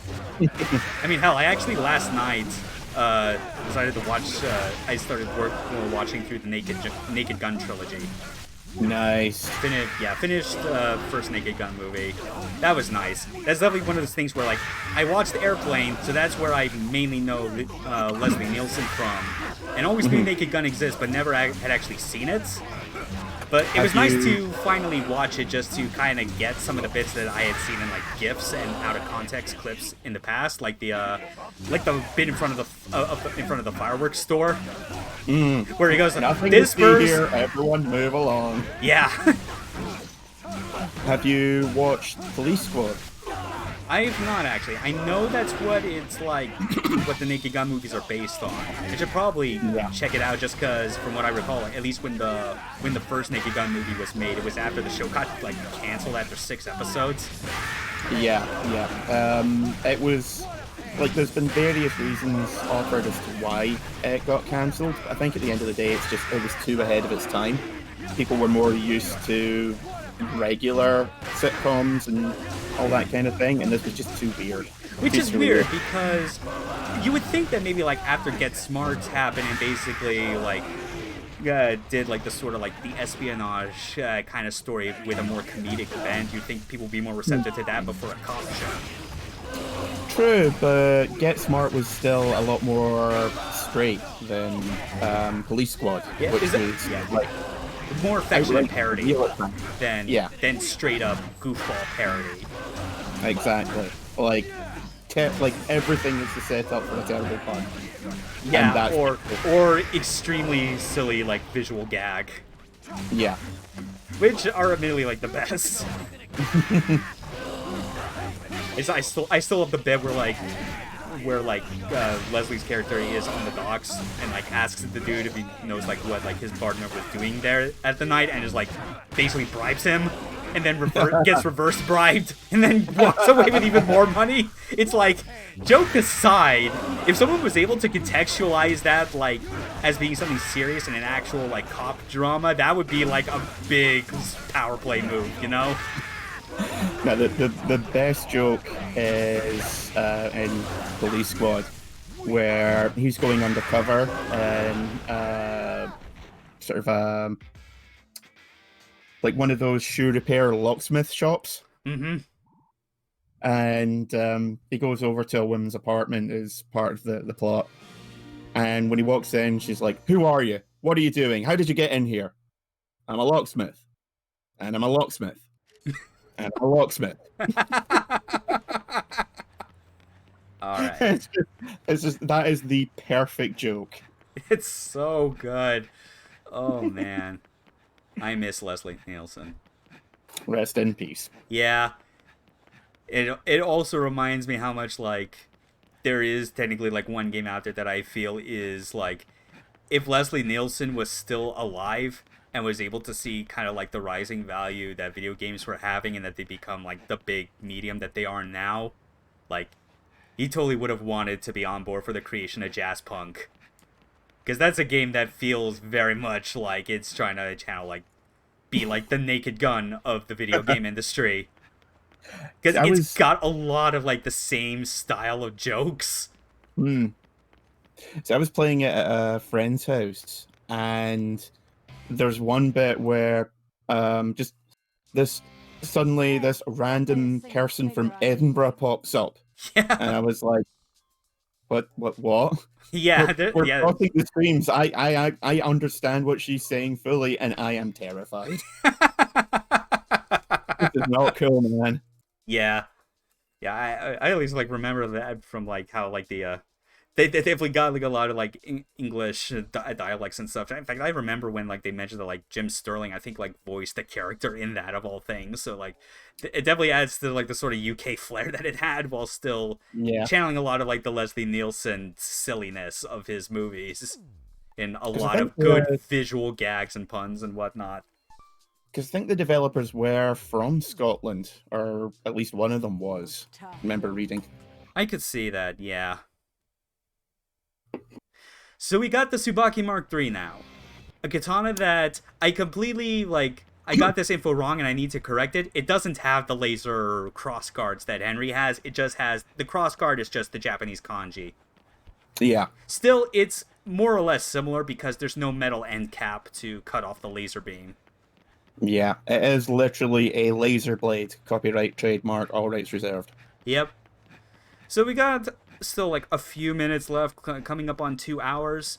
Now that I have this and the extra upgrade parts for the Mark III are not available yet, I'm going to earn some money again to get the entry fee of 550,000.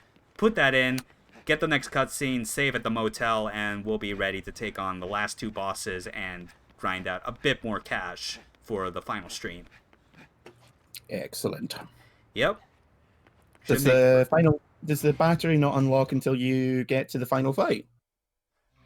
That I don't know. I think maybe it's like another time-based thing. Because I want to say that I remember getting all of those upgrades before going to face Jean. Yeah. But that was because I was also spending a lot more time getting all the other collectibles and stuff in the environment along with grinding the cash. Like, that's when I did all the dumpster diving and the underground hiding spots. I was sure it unlocked at the same time, because the Mark III is not that great without the infinite battery. Yeah, kinda, but power and speed is still really good, especially with those killing blows, which we're gonna put to good use in this next, in this repeat of Mission 18. You'll see what I was talking about with how, like, just the the horizontal or vertical lines just triple and take over more of the screen. It's great. Yeah.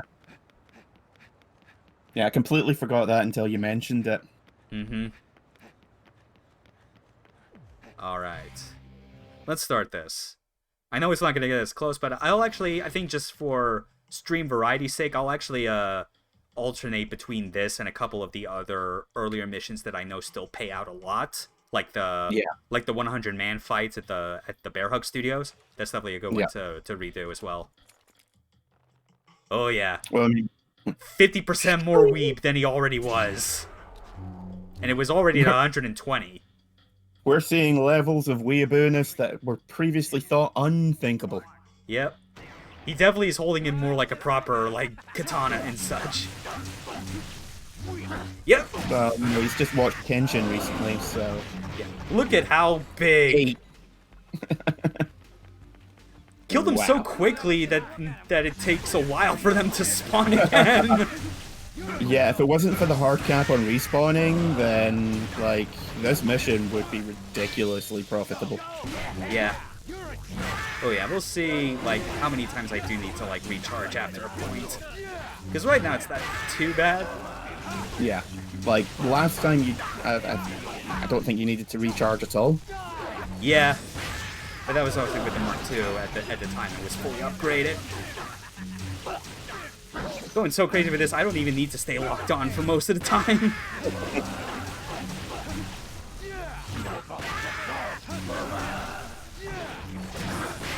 Oh yeah, just shake it. It's like 5 guys at once. Mm-hmm. Thunder Ryu would be proud. Yeah, well, don't know if I want him to be proud.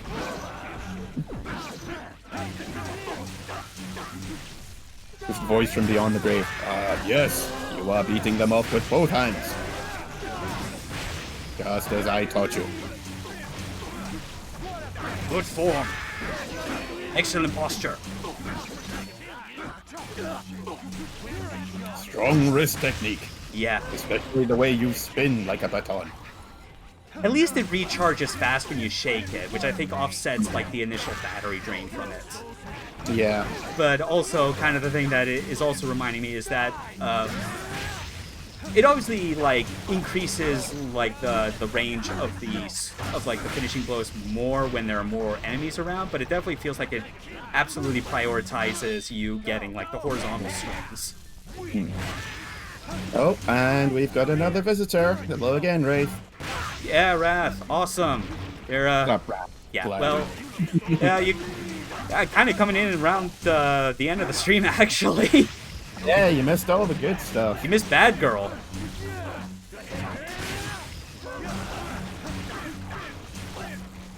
Bad Girl's worth the cost of admission alone. Yeah. You kind of do feel like a Wraith. A little. Also feel like Cheeks. Just because, well, yeah, that's kind of just a reference to, like, a little joke on, like, one of the Discords that both him and I are in. With I would have thought Lisa, the Painful RPG. Cheeks did nothing wrong. Oh, yeah. But yeah, it was just more like him just temporarily, like, changing his name to Cheeks, and I was like, rest in peace, Wrath, or any other names you went by. All that remains is Cheeks, as in butt cheeks. Yeah. Thanks for stopping by, Wrath. It's always nice. Yeah. Well, you missed Bad Girl, Speedbuster, Alien vs. Predator. Lots of movie talk. Naked Gun. Yeah. What else am I missing? Hmm. I think that's most of the important stuff we covered. Yeah.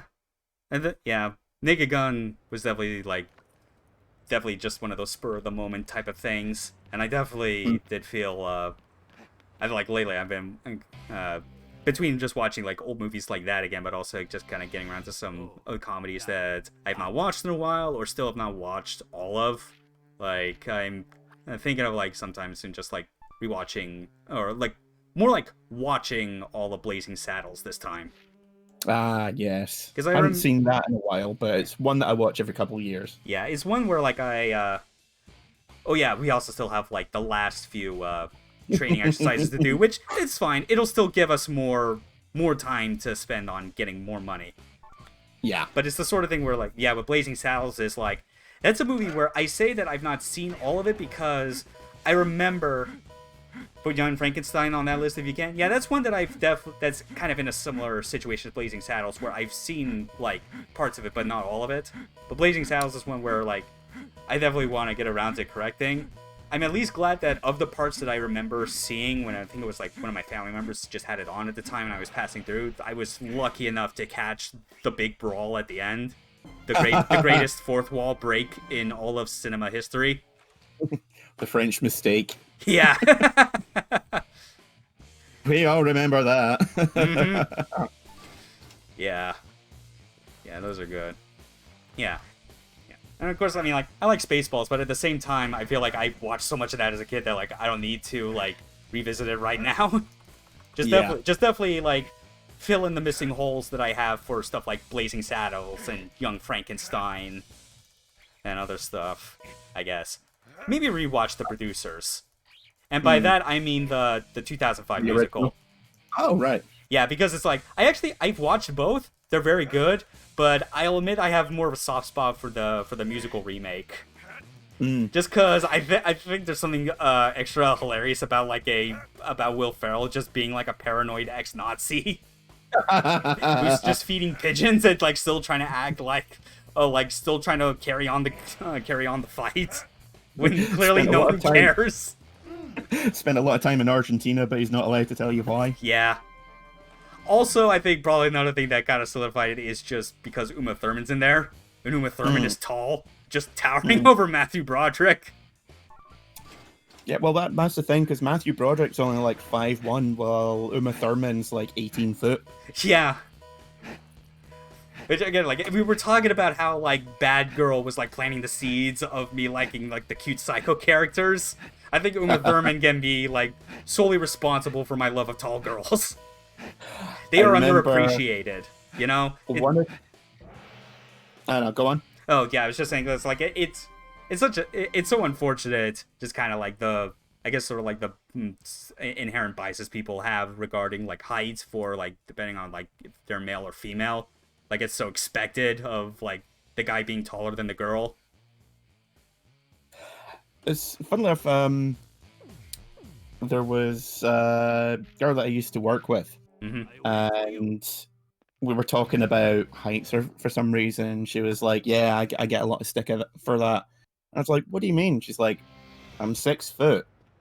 And it wasn't until then I realized that, like, she was like the same height as me. And I was like, oh shit, you're really tall. And she's like, just noticed that now, did you? Yeah. And I was like, actually, yes, I did.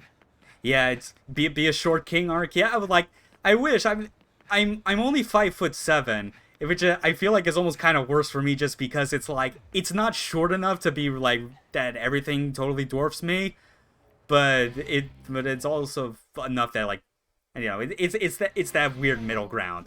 If I come across girls that are taller than me, it is very marginally so. If Pat can do it, you can. Yeah, well, Pat's an angry ginger. Okay, that's different. Pat from Pat Stares At, of course, if you didn't already know about that. Formerly of Super Best Friends. Yeah, just going back to Uma Thurman quickly. One of the few bits I remember from Stargate SG-1 was what do you call him? Captain O'Neill, MacGyver. Right.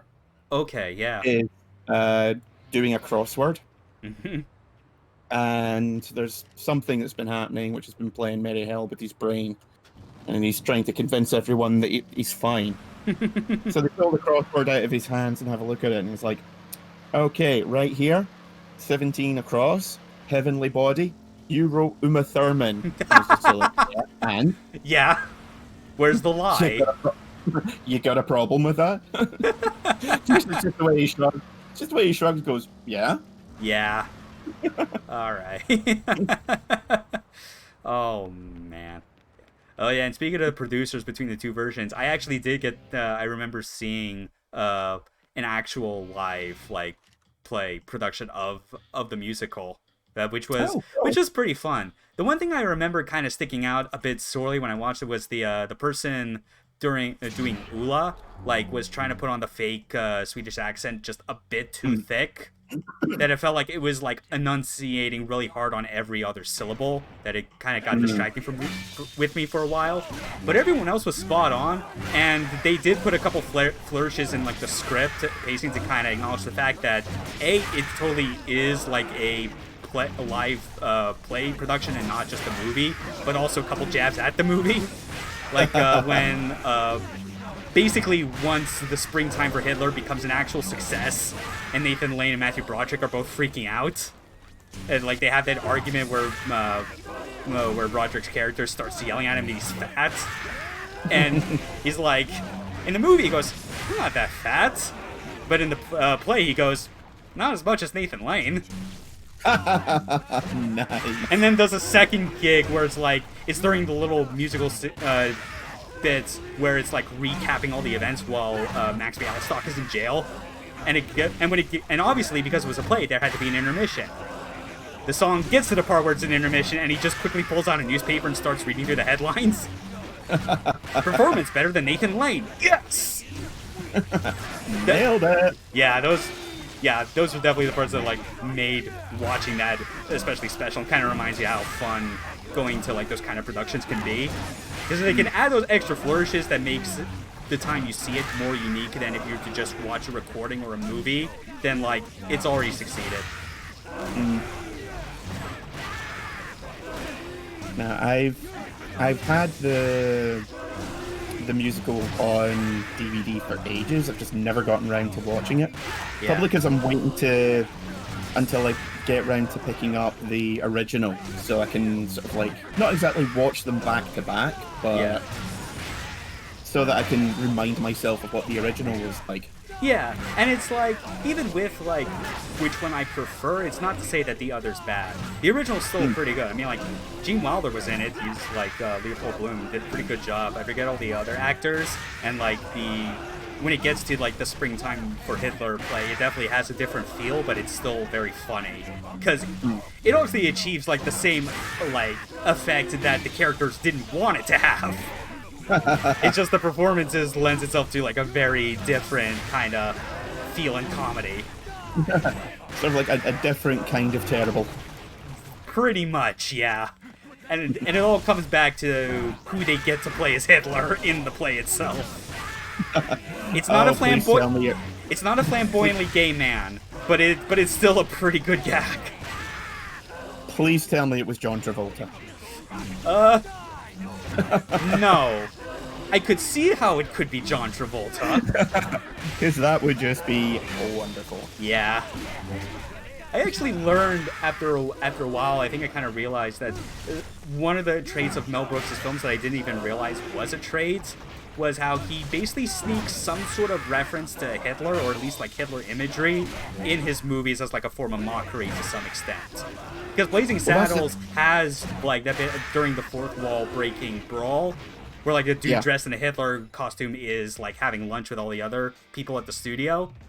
And then another thing I kind of realized that didn't hit me until well after was the stunt double scene in Spaceballs. Where the princess's stunt double is just a dude with a Hitler mustache and a cigar. So I guess it makes sense that like Mel Brooks just kind of wants to like put jabs at like the imagery of Hitler or the character anywhere he can in his movies.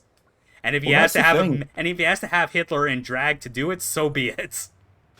That's the thing, because he's always said that Mel Brooks, famously Jewish, Yeah, shocking, I know, absolutely.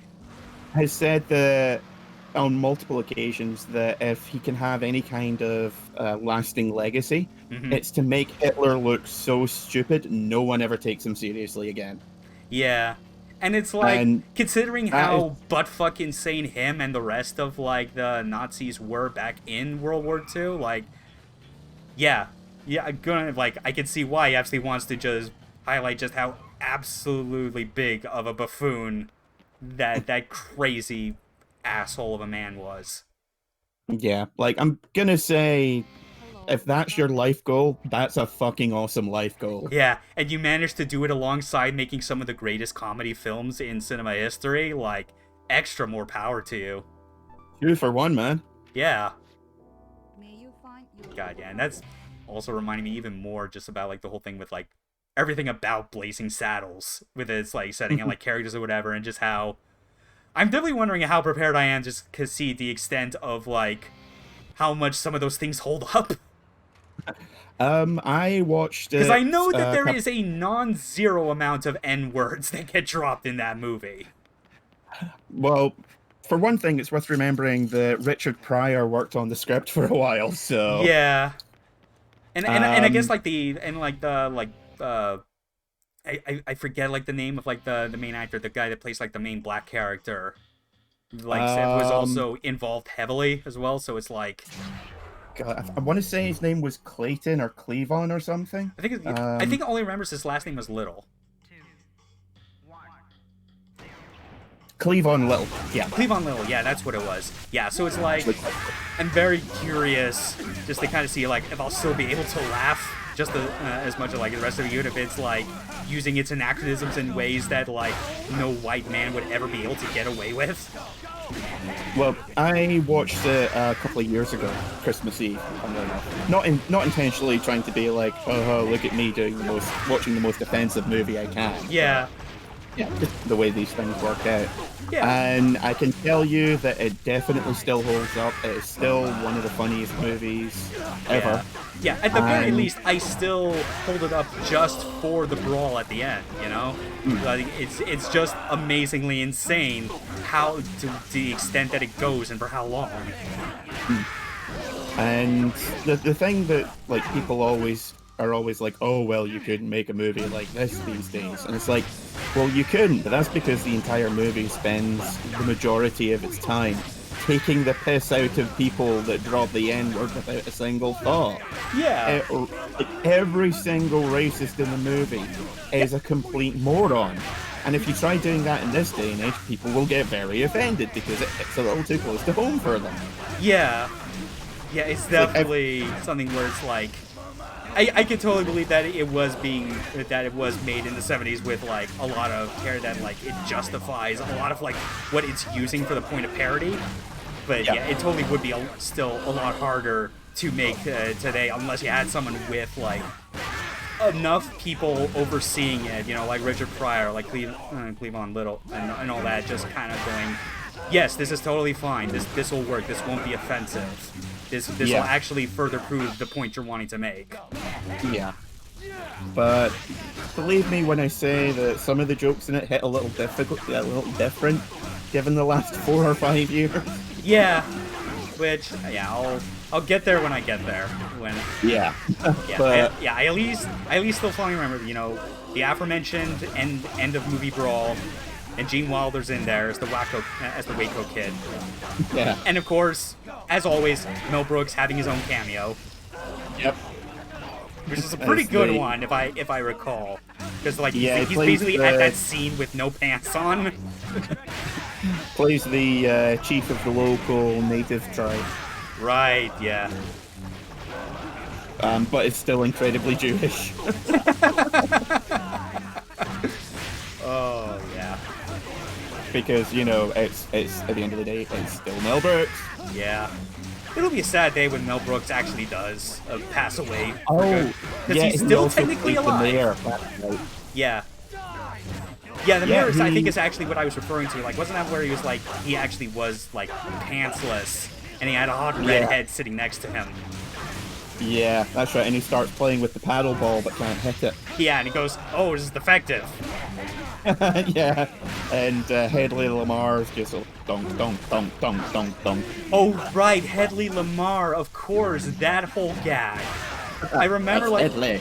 Yeah, because, like, I remember that bit where it's, like, less so with the movie, but more what came after when the Hedley Lamar actually sued him for, like, trying to, like, use his likeness, but it's like, not only did Mel, like settle that peacefully, he still got in the last laugh by going, it's just too bad old Hedley Lamar couldn't take a fucking joke. That's right, because she got really pissed off that people kept coming up to her and doing the line. Yeah. Which, I mean, like, it's Which like, I'm that's gonna kind of not say, cool. Like, if you're doing that unprompted and they weren't really involved in it. yeah, I mean it's understandable, but But bit of an yeah. overreaction. Yeah, bit of a reaction, and the joke in its original context is still good, so whatever. Yeah. May you find your overpass? Alright. Let me double check my my current money count. I think you've got just under $4,000 or 400,000. Think so. Let's see. Current money is it's closer to like Oh, okay. yeah. We're Well, still where the gonna hell be did here. we get that We're from? still gonna be here for a while. We can keep the movie talk Yep. going. Yeah. Which is funny because when we ended the last stream, we were talking a lot about old Robert Rodriguez films. Well, thanks for stopping by, and catch you later. Yeah, you take care, Wrath.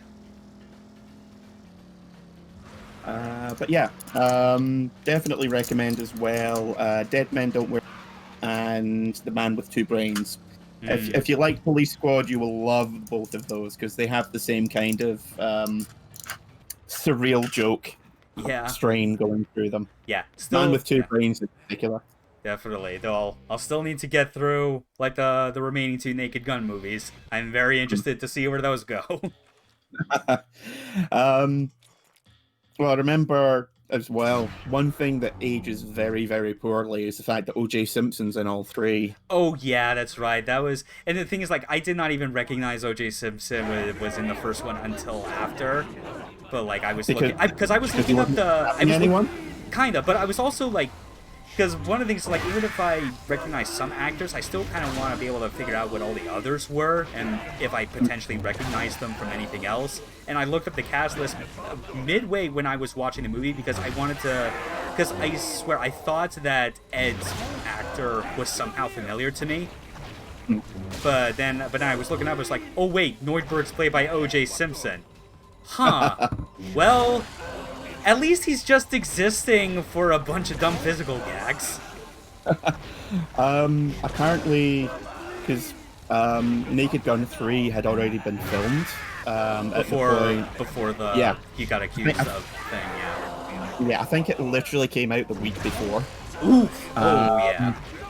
I don't remember the exact timing, but it was literally around about the time the movie was due to come out. And I remember hearing one of the plots, which they were originally going to go for, was Nordberg being accused of a murder he didn't commit. Yeah, that would have looked real bad if people tried to misconstrue that a bit too much as being based on real life. It wouldn't have been good, no. No. Thank God, like, those movies just ended right there when they did. And didn't think to go that route. No. There was talk at the end of bringing back Police Squad, but I think the third movie, for multiple reasons, I'll say, didn't perform too well. Not just okay, although I imagine that did not help much whatsoever. Yeah, is unfortunate. Yeah.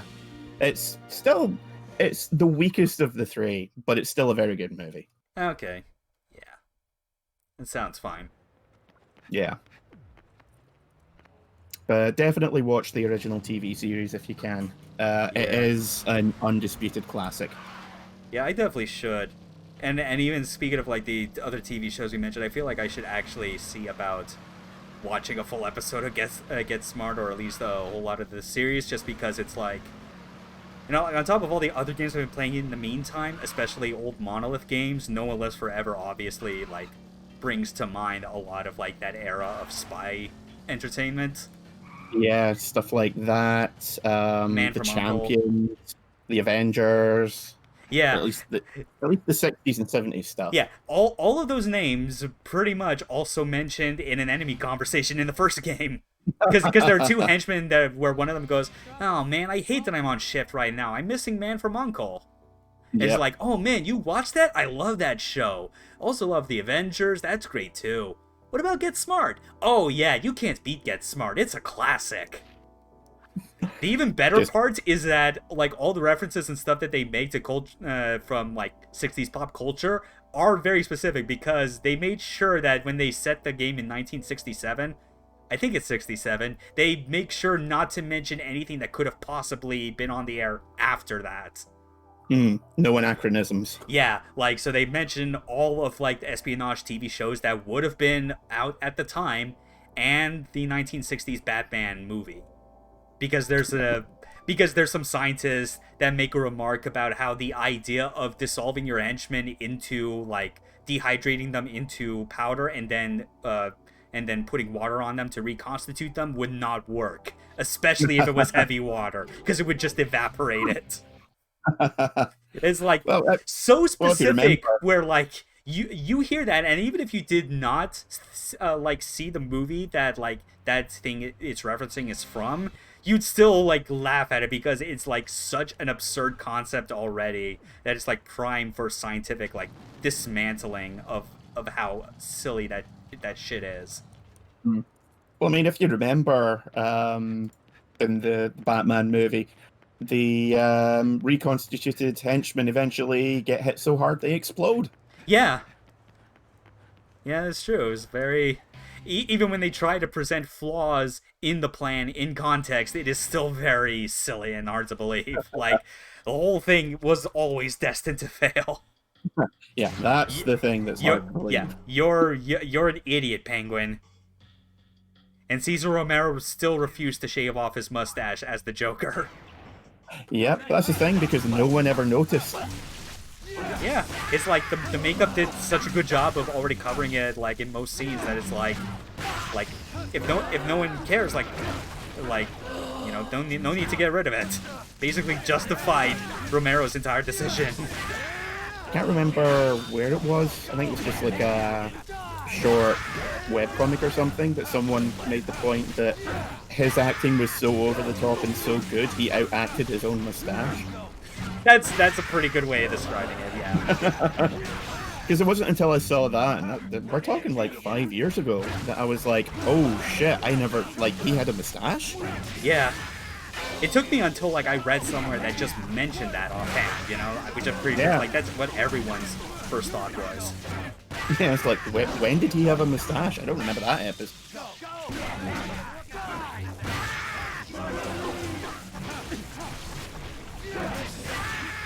Alright.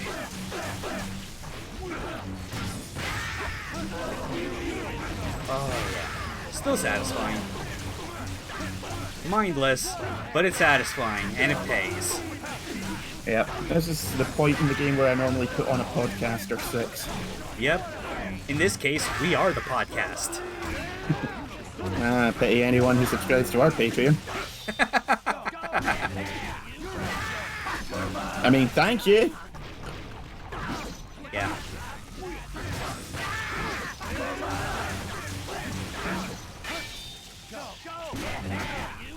For only $5 a month, we'll talk shit about a movie that you like.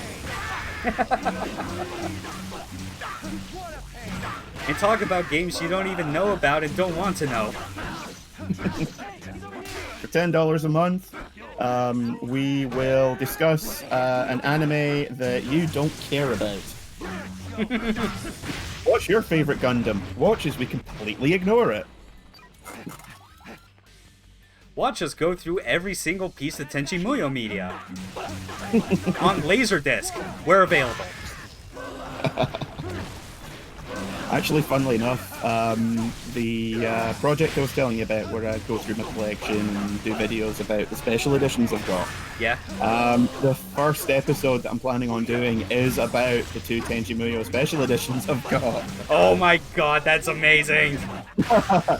Because they re-released it on Blu-ray over here, and it's the original Pioneer dub. Nice. So yeah, that's the one you want, barring, you know, like any other like super limited releases of it from the 90s. Yeah. So I can't remember. I think it might be MVM, who I don't know if they're in the States. I don't believe so. But they released it in a really nice thick cardboard box, and they released it with the original dub. at the Mihoshi special. Right, yeah, that was Few other funny. pieces.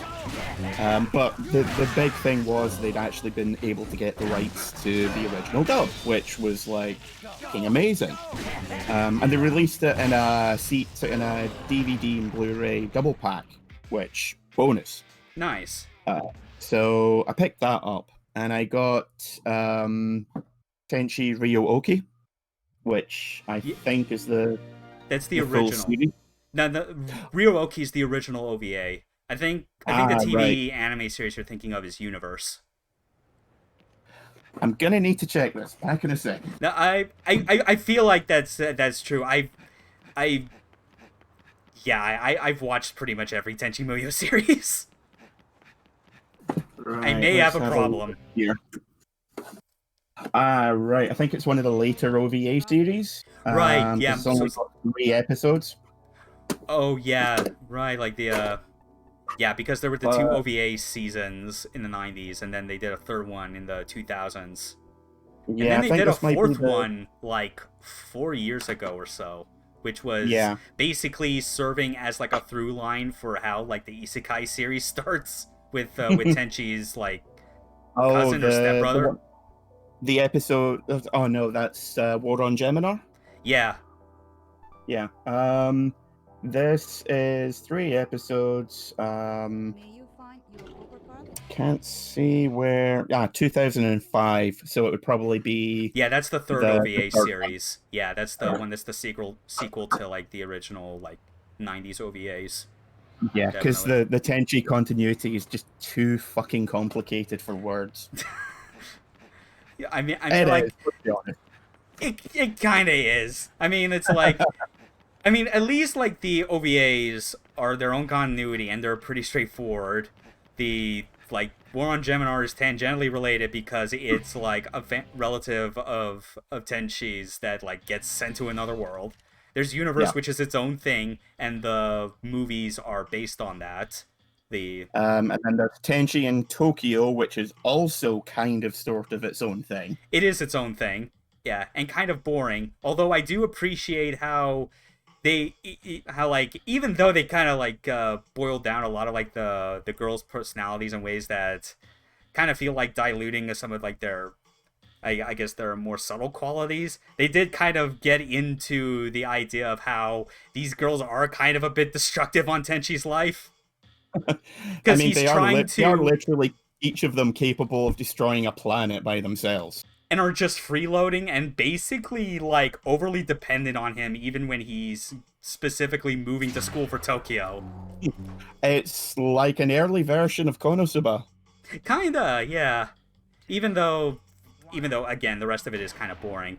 Oh yeah, and then there's GXP, which is part of the OVA continuity. And then there's Magical Pretty Girl Sammy, which nobody watches because it's kind of uncomfortable. Kinda. I mean, well, I watched the OVA version. I didn't watch the one that actually was like a TV animated series. Yeah, but the OVA is okay. The show just makes me feel like I'm gonna wind up on another watch list. Yeah. I mean, Sasami's a great character, but that's like, it's so easy for that to go so wrong. Plus, I feel like she works in small doses. Yeah. She works better in how she's shown in the OVA, where she's like shown more as the very responsible out of all the girls. Yeah, and like just that. Her being an actual kid just doesn't work. Yeah, especially when it's been clearly established that like everything about the Jiraians is that they're just humans, but with extremely long lifespans. Yeah. And that, but not like the same like puberty to adulthood length of time. Yeah, like I can't remember there was one thing that I read that said she was probably close on about 200 years old. Yeah, like and that's not including the cryo sleep. Yeah, several hundred for sure. Yeah. So I've got. Oh yeah, there's also like mangas for Tenchi Muyo, which kind of like are again like mainly like based like in the OVA continuity, and like the stories they tell kind of range between like kind of similar to how it was in the OVAs, where it's a mix of like what are basically standalone kind of goofy one-off stories and then actually kind of serious multi-chapter ones. And It's also pretty all right. the light novels as well, which have been they really started releasing them in the West about 3 or 4 years ago. That I did not know. Although I'm not Yeah. sure if I actually want to know about the details, just because it's light novels, and I feel like if all others in the genre, in the medium are any indication, I feel like that's where the most yikes content could possibly like end up. Yeah, the only ones which I really own are Evangelion Anima, which, you know, like, that was like a holy grail for Eva fans in the West for literally the better part of a decade. Right. That's the one where Asuka turns into a robot. Like, Okay. she literally fuses with her Eva and turns into, like, a 50-foot tall schoolgirl. It's weird. Okay, that's actually kind of amazing. Yeah. Well, I say 50-foot tall schoolgirl. Basically, she fuses with... I haven't properly read it yet, because I only got it recently. But my understanding is that later on there's a weird event. Because it basically is, what if Shinji had stopped Third Impact? So he definitely stops Third Impact. Zele are essentially out of the picture, but Nerve is still running.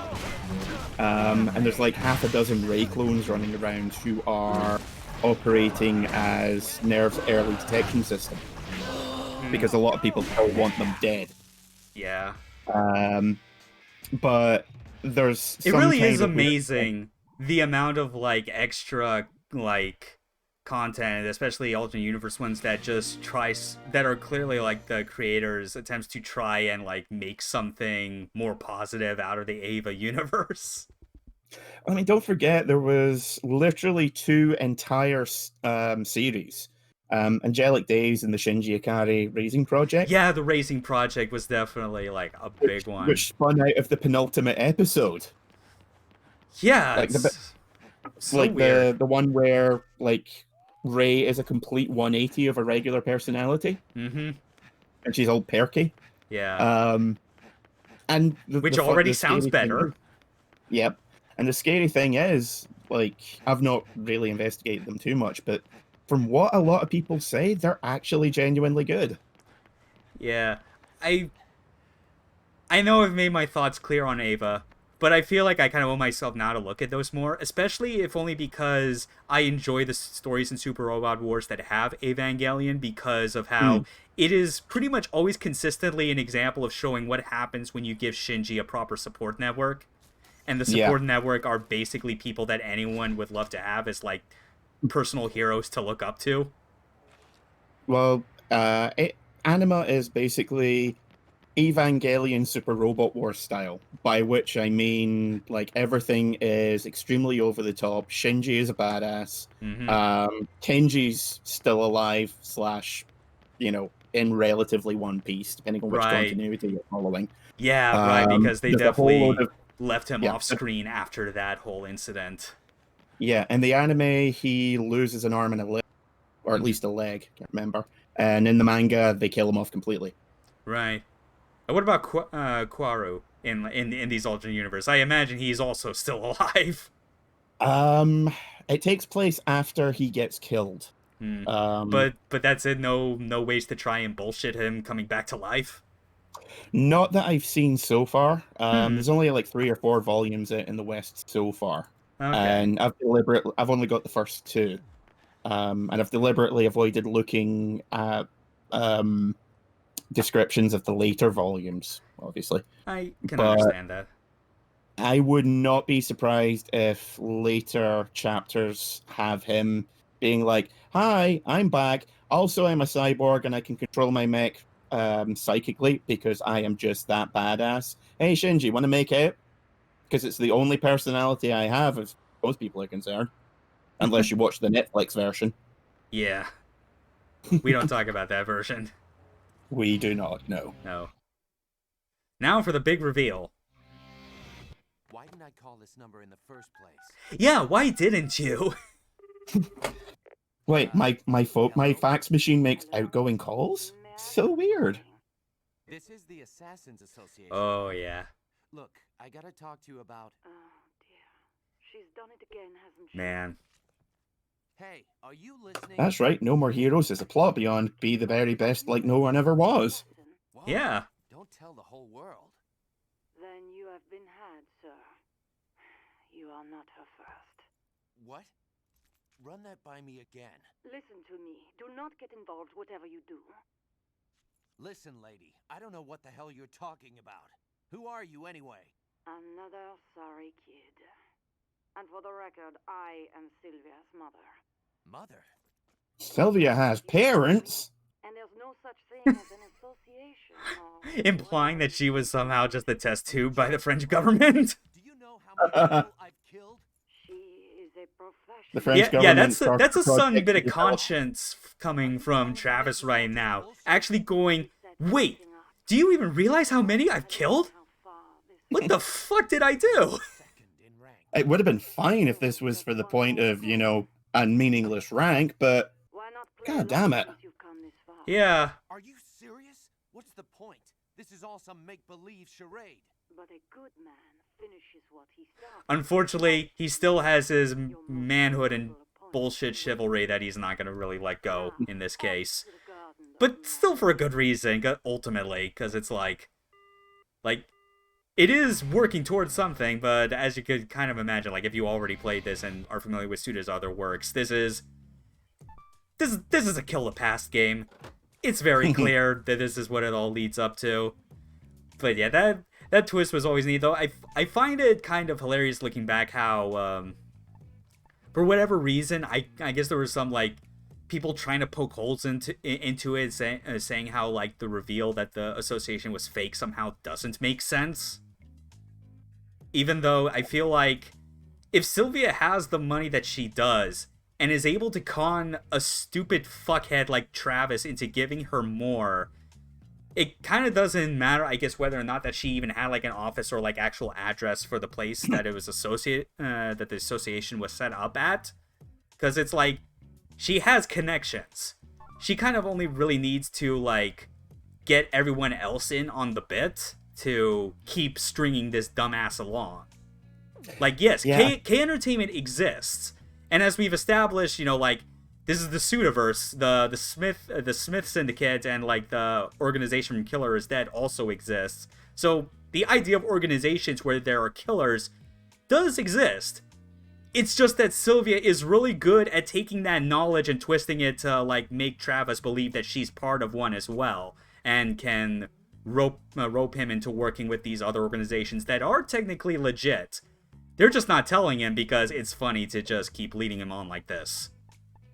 see, my view of it was that yes, officially the UAA doesn't exist, Mm-hmm. but she got so many assassins involved in it, Yeah. she kind of scammed it into existence. Yeah, and scamming it into existence is the meta detail that I still kind of appreciate overall about No More Heroes 2, even if the rest of the game's story I don't think holds as much water as this. It's the idea that like the UAA rankings came back precisely because Travis made such a name for himself after being conned for so long, but it still became like his legacy, and people learned about it. It became like the urban legend of Santa Destroy, and people loved it so much that it's like, yeah, like you said, it scanned itself into existence because it now saw that there was a need for it, so it decided to go legit for real. It's like with Fight Club. People watched it, and rather than going, hey, capitalism is bad, they were like, hey, punching dudes in the face is awesome. And Yeah. started forming their own fight clubs. It's exactly the same thing with the UAA. Yeah, it's the sort of thing where like people just like keep overthinking it or miss the point of things in this game so much because it's people that play video games. It's a medium that's still younger than movies, which has had way more time to actually mature and gather like people that actually know what the hell they're doing to make stuff that works. And also the fact that, you know, it's Suda. He was still unknown at this time. And even now, there's still people that still go like, oh, he's just the wacky Japanese creator dude that's known for putting in assassins and wrestling. He just goes in and does random shit and pulls ideas out of his ass, and with no build up or anything, because random. It's like, no, like Yeah, you might not notice the foreshadowing, and in some cases, it is very difficult to spot. right. And some But details end up being purposefully vague in like their details. Some most of the time is totally fine. Like sometimes you can have like some unanswered stuff that is deliberately designed to not make sense, but it doesn't detract from the main point you're trying to make. yeah, like I think one of the things that it's unsaid, but it tends to go over a lot of people's heads, is he, with a lot of his plot twists and that, he's basically saying you can't know all the details because that would take way more time and than we have. And also at the end of the day, would it be particularly satisfying? Yeah, like sometimes real life is entirely unknowable. Yeah, there's always going to be things where you're like, who did that? Why did that happen? You're never going to know. Yeah. But because, well, people like stories to have a nice narrative conclusion where everything's tied up in a pretty little bow. When, movies or books or games do pull that, they're like, well, that's unrealistic. And it's like, no, that's real life. Yeah. That's how things happen. Mm-hmm. Absolutely. At least I do know that Jean is still the best kitten. Oh, she's a little kitty and play with the head. Oh, scratchy, scratchy. Turned into a bit of a Jamaican there for a second. Yeah, man. Petting the kid on. He's very ID. Like every voice I try and do, eventually, if I keep doing it long enough, drifts into Jamaican. Ask my girlfriend, it is the weirdest shit. Huh. That is bizarre. Interesting. But yeah, that's gonna be it for today's stream. Next one is gonna be very soon. In fact, it's gonna be tomorrow.